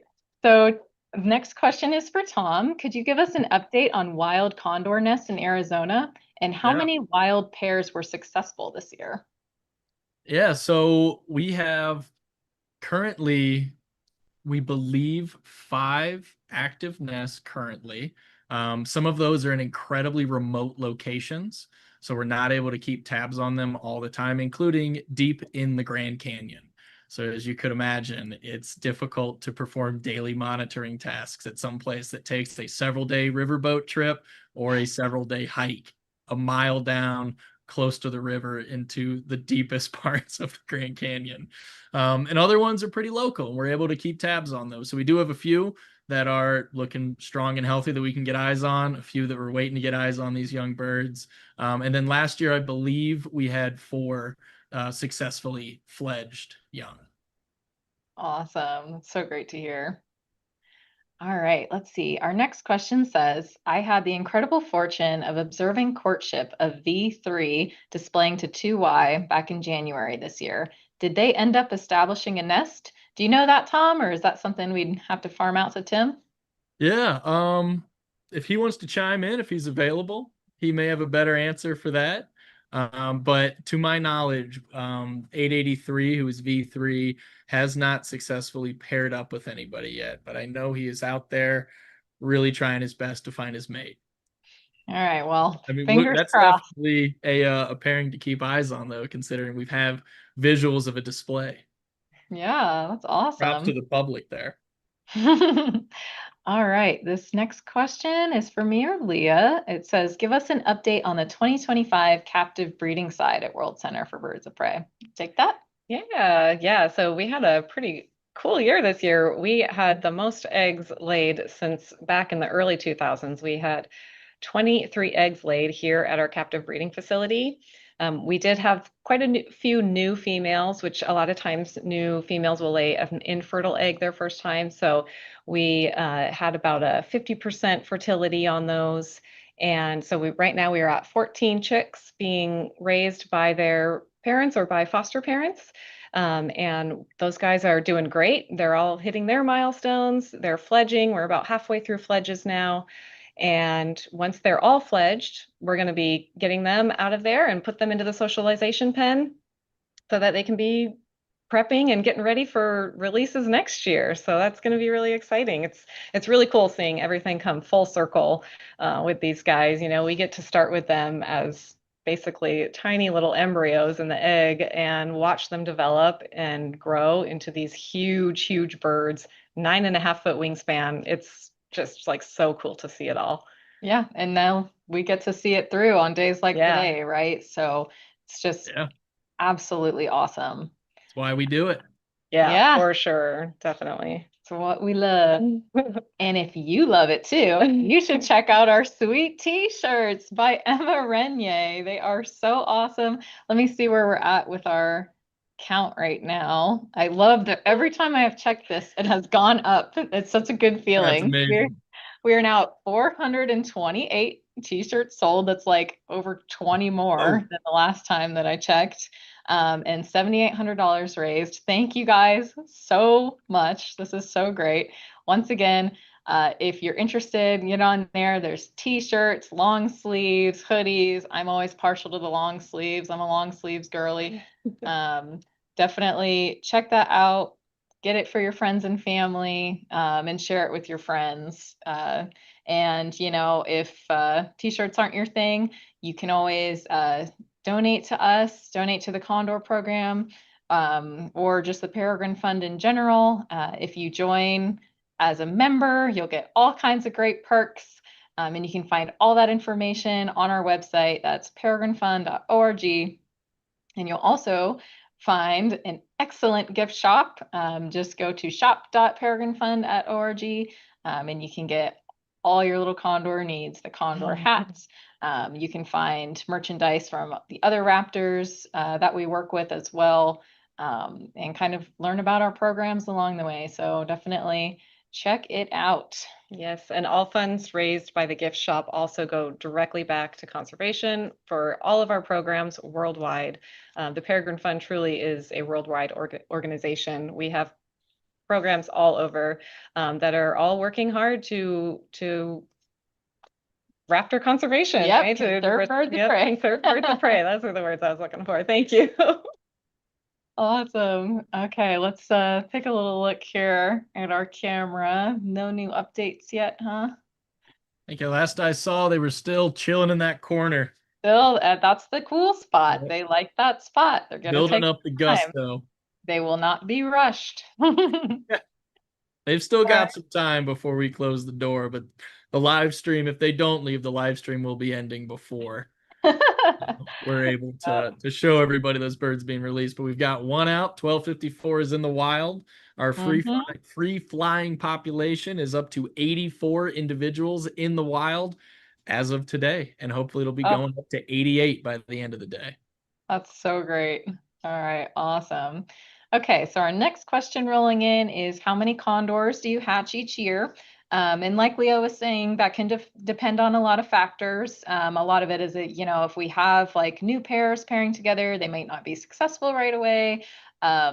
Or, you know, some of our females are getting a little bit older, so it can kind of vary. Generally, our goal is to hatch around 15 a year. And we'll just adjust that based on if we have construction projects going on, or if we feel like, you know what, we can make this a really good year, we're just going to go for it, right? The condors that we can hatch is generally limited by the condors we have to raise. So that's always something that we consider when we're planning how many eggs and chicks we can anticipate. And that's because we really want condors to raise condors. And that's just to keep them as behaviorally appropriate as we can. And we feel that the best way to do that is to have them be raised by their own kind, right? So we have some strategies that we can employ to make that happen.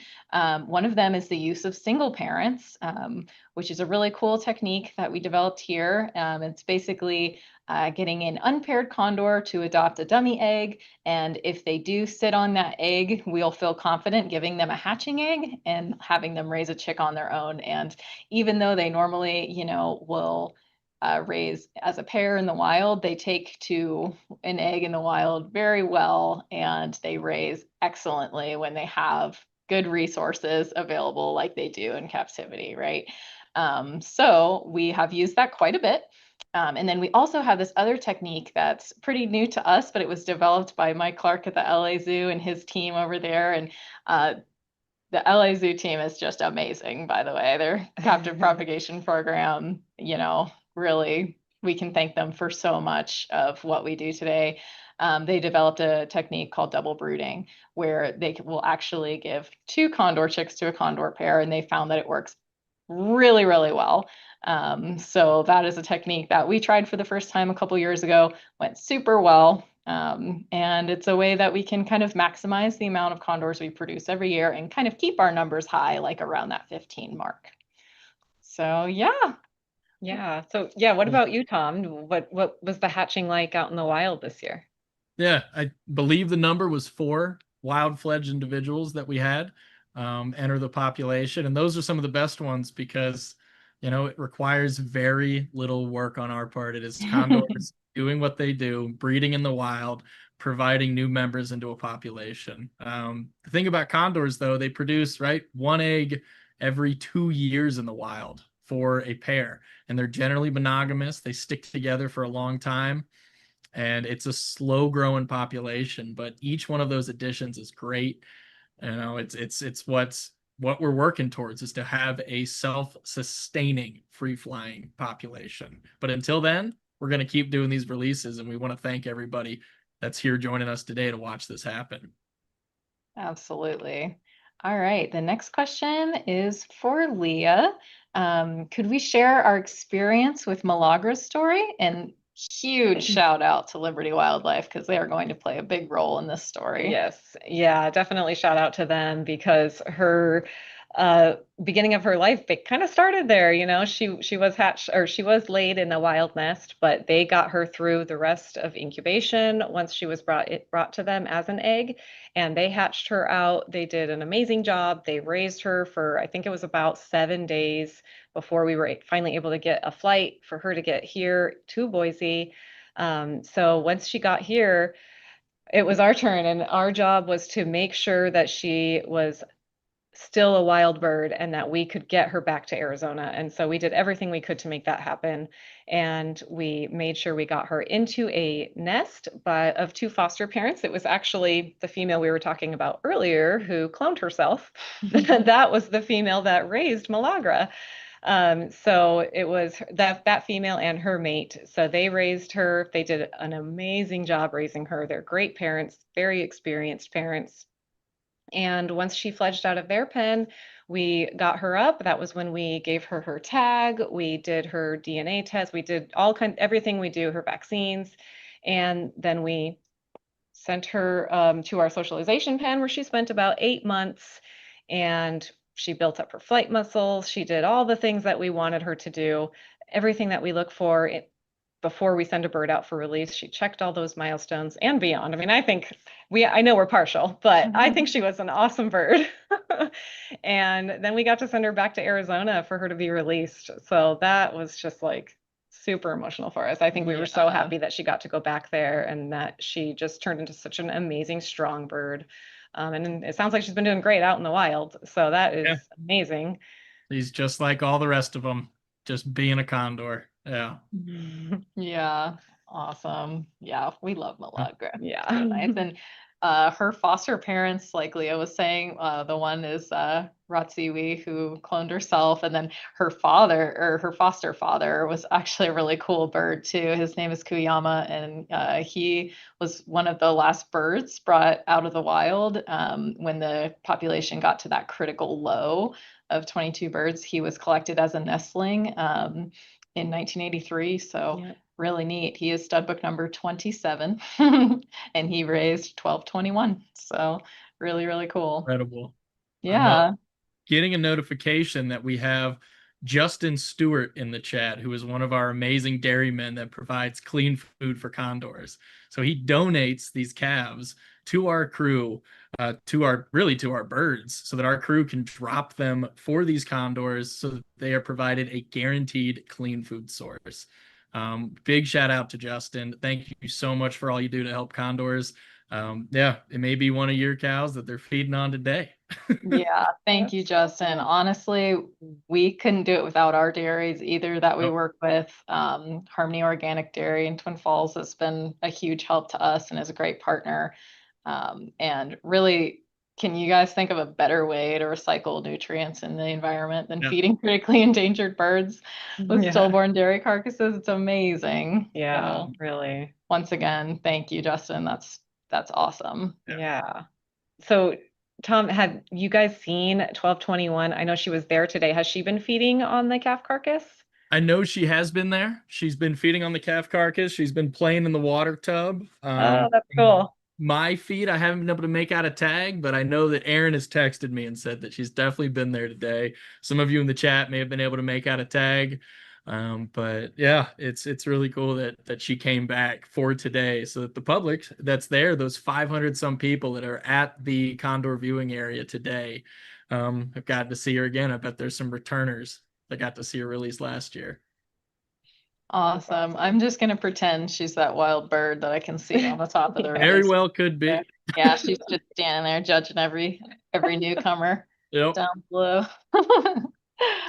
Okay, cool. So our next question for Tom, do California condors get along well with turkey vultures, or is it highly competitive? And then that same question with golden eagles, or are there any other animals aside from birds that condors have positive interactions with?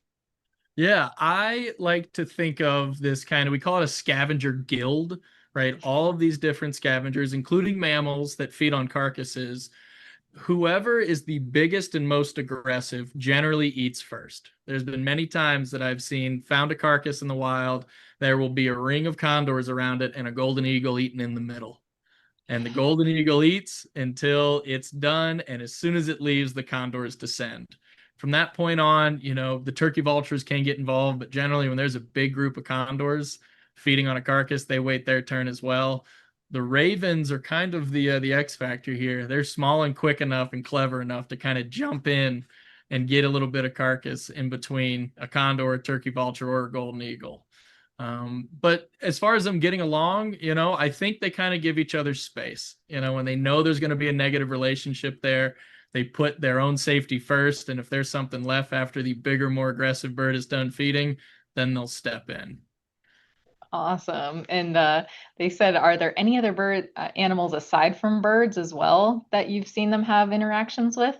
You could do positive or negative, really. Yeah, I mean, definitely one of the things that we're going to be working at today as these birds leave the pen is avoiding negative interactions with ground predators, specifically coyotes, bobcats, and mountain lions that are all present here in northern Arizona.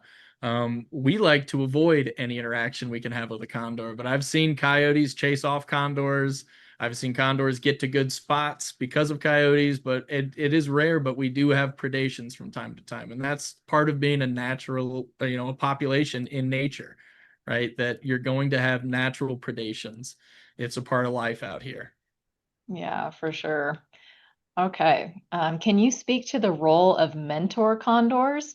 What goes into picking the mentor birds? So I guess that could be for either of you. Yeah, you want to take it, Leah? Yeah, sure. Yeah, we have mentors in captivity as well as out in the field pens. Here in captivity, we use the mentors to really guide the birds into doing the right behaviors. It teaches them the social hierarchy when they're feeding at a carcass, and it also kind of teaches them where they should roost at night. What are the proper behaviors? How should they react if they see a human? Things like that. So choosing a mentor, I think a lot goes into it. One is just availability of the bird, right? We could have a mentor that'd be great, but if he has a breeding match, that's going to be his job. So it depends on who's single and who's available. And then their personality does have to be kind of the right personality, the right temperament, a bird that will dominate the carcass, a bird that will be the dominant bird in the pen, but not necessarily harm the younger ones, because here in captivity, they can't just fly off, right? They're all stuck in a pen together. So they do have to have kind of that right balance. And so that's kind of how we choose our mentors. And Tom, you guys too, I know it's like who's available, and then also what kind of things do you look for in your mentors? I mean, we really have two main mentor birds. They are condor number 47 and condor number 61. They are currently in our flight pen with, if I'm doing my math right, 15 other condors are going to be released at some point this year. So yeah, they serve that purpose. They show them where to perch. They teach them those good behaviors. And, you know, with so many in there, from what I've seen, our birds are all behaving quite well, perching high, getting plenty of food, taking baths. So yeah, they serve an important role, even though they're not in the wild. They're teaching that next generation exactly how to stay safe. Nice. All right. That's what we like to hear. So let's see. We've got one more question. So how long are condors paired, and are there major differences between wild and captive pairs? What are the major breeding behaviors you see? So Leah, if you want to answer that first for captive populations, how long the condors are paired? Yeah, so like I was mentioning earlier, there is a geneticist that works for the overall condor program, and she will give us pairing recommendations based on their genetics. So some pairs are just really great together, and they're going to be together a really long time. But if they do so well together that their genes then become overrepresented, we will decide to split them up and pair them with different birds just to mix up those genes and make sure we aren't getting too much overrepresentation, because as you know, condors were only down to 22 birds. And so all of the birds alive today came from those 22, and we need to make sure that the genetics are staying diverse and we're not overrepresenting in any one way or another. So we get the recommendations from the geneticists, and then we kind of make a decision based on the personality of the birds, because we know certain ones maybe wouldn't work together. So it's kind of a combination of those things, individuals plus genetics and logistics too. You know, sometimes you just can't get a bird from one facility to another fast enough. They have to wait one more year before they can be paired. So there's a lot that goes into it, but those are the overall things that we look for when pairing and why we pair them. But I think our longest pair right now has been together like 30 years. It's a really long time. So, and they're still producing, they're still a great pair together. Yeah. And then so for the wild population, Tom, do you guys see a lot of pair swapping if they're unsuccessful or no? Generally, when we do see pairs switch, it's because one of the pair members has, you know, died in the wild. We will see switch ups. Sometimes though, we do see a pair member die over here, and it's a more dominant bird, a better mate, and we will have a divorce, so to say, and somebody will go over to that territory. It does happen in the wild, you know, but it's typically, yeah, we do have a pair member will succumb to either lead poisoning or, you know, rarely predation for the adults, but that's typically when we see switch ups in the wild populations. Other than that, you know, if they're both healthy and doing well, we've had one pair that nests out really close to our release site, 266 and 296. And they have been together for longer than I've been working with condors, which is around 7-8 years now. And they're still producing young. They still have one of the tightest pair bonds. So it's cool. I love seeing those two anytime I'm out here in the field.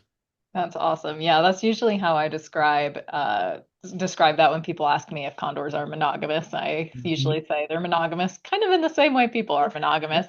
Yeah, and yeah, they will pair, they will bond, but things have to be going well, you know. Yep. If someone dies, they will move on, or if they're unsuccessful, maybe it's time to split, you know. So very, very similar in that respect. Okay, so our next question is, at what age do condors stop breeding, and what age do they start breeding? Leah, do you want to take that one? Yeah, so they will start breeding. Usually in captivity, it can be a little earlier. We can get them going around 5 years old.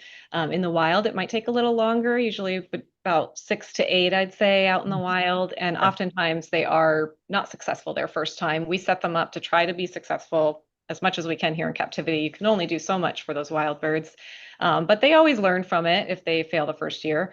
And at what age do they stop breeding? That's a great question, and one that I think, are just starting to figure out as our captive population ages. We know that Topa Topa, stud book number 1, is still out there breeding at LA Zoo. So, and he's 60 years old. 60. So I think that it's probably going to be a bit younger for females. Obviously, males can go a lot longer, but we do have some birds that are getting up there in age, and we are starting to see their shell quality decrease just a little bit. So we're kind of wondering, like, what age are we going to start feeling like we need to start retiring some of these females from breeding? So we're kind of just at the cusp of that right now in the program as our breeding population starts to age. Yeah, it's going to be really interesting these next 10 years, really, to see and kind of define what that looks like for our female condors. All right, great. So this question is for Tom. Have there been any pair bonds between 3 birds in Arizona lately, or just the typical 2 per breeding pair? These last few years has just been the typical 2. Every once in a while, we do see, a male-male pair, rarer a female-female male pair, and they all kind of work together. It can get complicated, having a lot of cooks in the kitchen.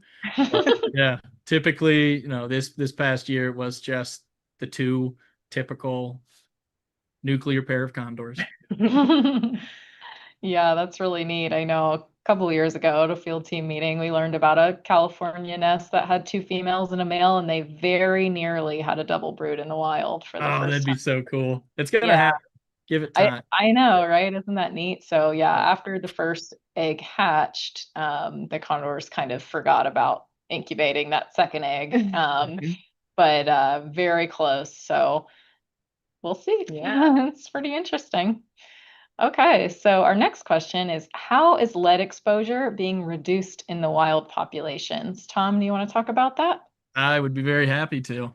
It's one of the biggest parts, aside from releasing condors and monitoring the population, is reducing the amount of lead on the landscape for condors. There has been legislation passed in California, and that is beneficial because it does help change the industry. It allows manufacturers, especially in a very populated state, ammunition manufacturers, to have a reason to produce more and better options of lead-free ammunition. Here in Arizona and Utah, we stick with voluntary participation.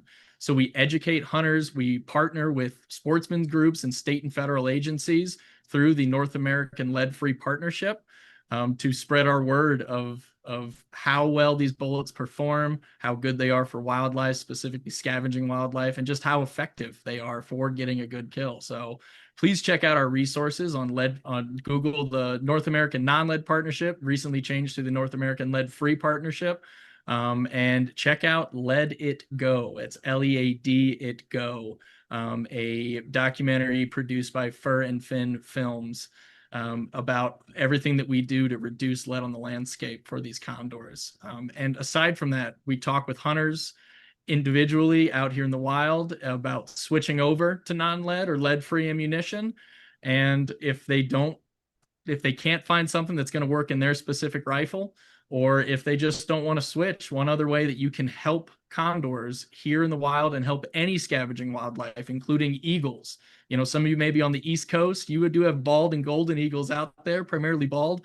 They also get exposed to lead ammunition. The other thing that you can do is just backpacking out the gut pile or digging a deep hole and burying it. Just reducing the amount of fragmented pieces of lead residing in carcasses dispatched by hunters. It's honestly, we can do all that we can here in Arizona to save condors, but hunters can really make a huge difference by switching one piece of gear, the type of ammunition you're using. And if you're struggling to find it, reach out to us. I know our CEO and founder of the North American Lead-Free Partnership, Chris Parrish, would love to hear from you, as well as our other partners with the Oregon Zoo, Leland Brown, and our director, Neil Thagard. We would love to talk to you. So it's an open communication. Reach out to us if you're having trouble finding ammunition or how it's performing. We love those conversations. We'd love to hear from you. Absolutely. Yeah, great, Tom. Great synopsis of that. Okay, so we have one more question. This is, how do wild nestlings get their vaccines? And does age matter when it comes to vaccinations? Well, I can Tom, speak to the take first that? part, of that question. They will get at least their first vaccines when we're able to trap them. Here in this population, we typically do not do nest entries. That is for multiple reasons. The first being logistics. I don't own a 500-foot rope. And in a lot of the cases, some of our nests end up being very inaccessible. So we let them be as wild as possible for as long as possible before we intervene to give them these added protections to ensure their success. So it's usually they're about rarely at 6 months, usually around a year old, that we end up getting them into the trap, and we can get them tagged, get their vaccinations, do an overall health assessment to be sure they're doing well before we re-release them back into the wild. Absolutely. Yeah. And we do have guidelines in captivity for our vaccinations, where age is obviously important. When we're vaccinating for West Nile, we start those vaccinations when the chicks are 45 days old, and then we boost them at 75 days old, and then they'll get boosted again when they're about 6 months old. So we do have follow that schedule, but obviously in the wild, you can't really accommodate a perfect vaccine schedule like that, right? So they're definitely going to base it off of availability and time. But it definitely does not make the vaccine any less effective. Yeah. Even if they're getting vaccinated when they're older, those vaccines are still doing some good for the birds. Absolutely. Yeah. It's worth doing because it's going to make a difference, right? Oh, yeah. Big time. All right. Let's see what our birds are doing out there. We still got our little cuddle Still puddle. standing around. You know who the brave one was the day of 1254, making his flight. 54. You go, girl. Oh. She was ready. Yeah. And Tom, like you said, even though we're probably going to have to end our live stream here, those biologists are going to be out there waiting until it gets a little closer to dark, right? And they'll just give these birds a nice, easy chance to leave. And if they don't, they close the pen for the night. That's correct, right, Tom? And we'll try again tomorrow. Yeah. And see if they're ready then. That's actually right as soon as we're about to wrap this live stream up. Pretty soon here, I'm going to be hopping in my truck and heading out to the viewing area to help out the field team. Awesome. Okay, with that, we're going to give our one last plug for these t-shirts, guys. Let me see what we're at right still now. Available. I know. We're at 435 t-shirts sold, over $8,000 raised. Thank you, guys. Thank you. I feel like, this has just been so cool to watch. We are so grateful for your donations. As Tom has said, a bunch of times now, it really does help us. We do get some federal and state funding, but the majority of our funding is coming from private donors like you guys. So thank you for making a difference in condor conservation. Those funds are going to come to our teams. Specifically, these are going right out to Arizona to help that wild population in their monitoring. So if you still want to get a shirt, please, this fundraiser is still alive, go for it. Or you can donate to us directly and become a member. So definitely lots of ways you can help us out. I know I am very proud to work for the Peregrine Fund. Like Tom said, when he was talking about the North American lead-free project, I think that it's so cool to work for a place that does the propagation of the birds to directly contribute individual birds back to a critically endangered population. We're in there in the field monitoring those populations and doing that boots on the ground labor to make sure those wild populations stay stable. But then we're also doing the social science and the education to address root problems and make a difference on a landscape level scale, right? So it's really awesome work, and I'm just so proud, and I'm so happy you guys are supporting us today. So thank you all. This is really awesome. Yeah, I'd love to give thanks to everybody that bought a t-shirt today. If you haven't yet, follow the link to get a t-shirt, become a member of the Peregrine Fund, or you can just simply donate. And again, if you're not able to do any of those things today, it's nothing to go ahead and share our pages, our website, and just the story of the Condor. I want to give also a major thank you to all of our partners that work with us to support this work and this program. I'm going to list them all off here. It's a long list of people that all work together for the benefit of the Condor.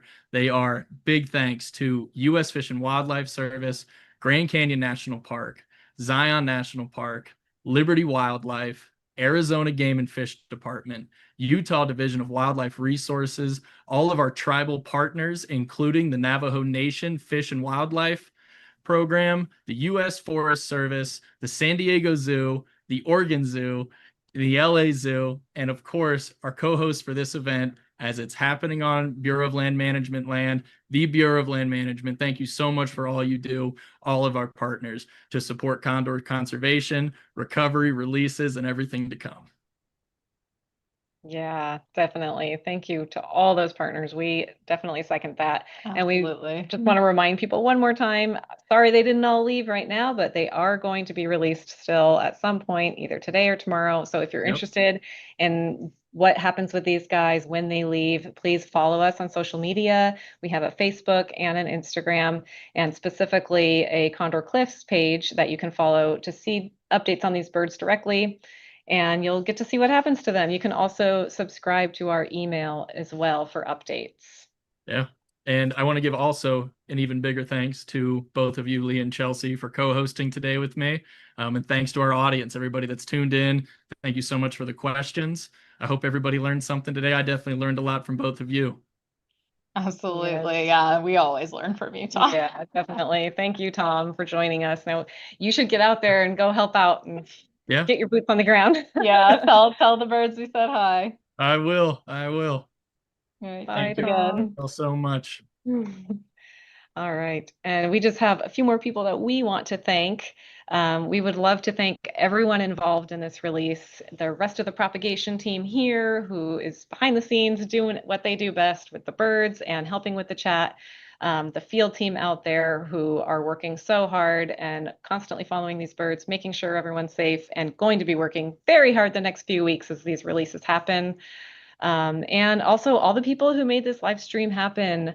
Let's see, we have Ben Masters, the team from Fin and Fur Films, who worked on Let It Go and allowing us to adapt it for the live stream. Phil Baraboo, thank you. And Alan Clampett, who we mentioned, an amazing volunteer who helped install the permanent camera array. And our IT team, Brett, Jordan, Paul, Taylor, all of them. Also, Anne, Kelsey, and Jess, who are doing behind the scenes chat moderation and production. And Matt, who put all of this together, who's the producer and director for today. Thank you, everyone. And the biggest thank you of all, the audience. Yes. Thank you. Thank you to the audience so much for buying t-shirts, for supporting us, for watching and tuning in today. Listening to us talk for 2 hours. But we could do this all day. Like, we just love talking condors. Yeah. So really thank you all again. And just one more big thank you to Matt Danahill, who put this together for us. So yeah, you guys are awesome. And Brett working behind the scenes for us too. Yeah. All right. Thank you guys. Bye, Tom. Thank you, everyone.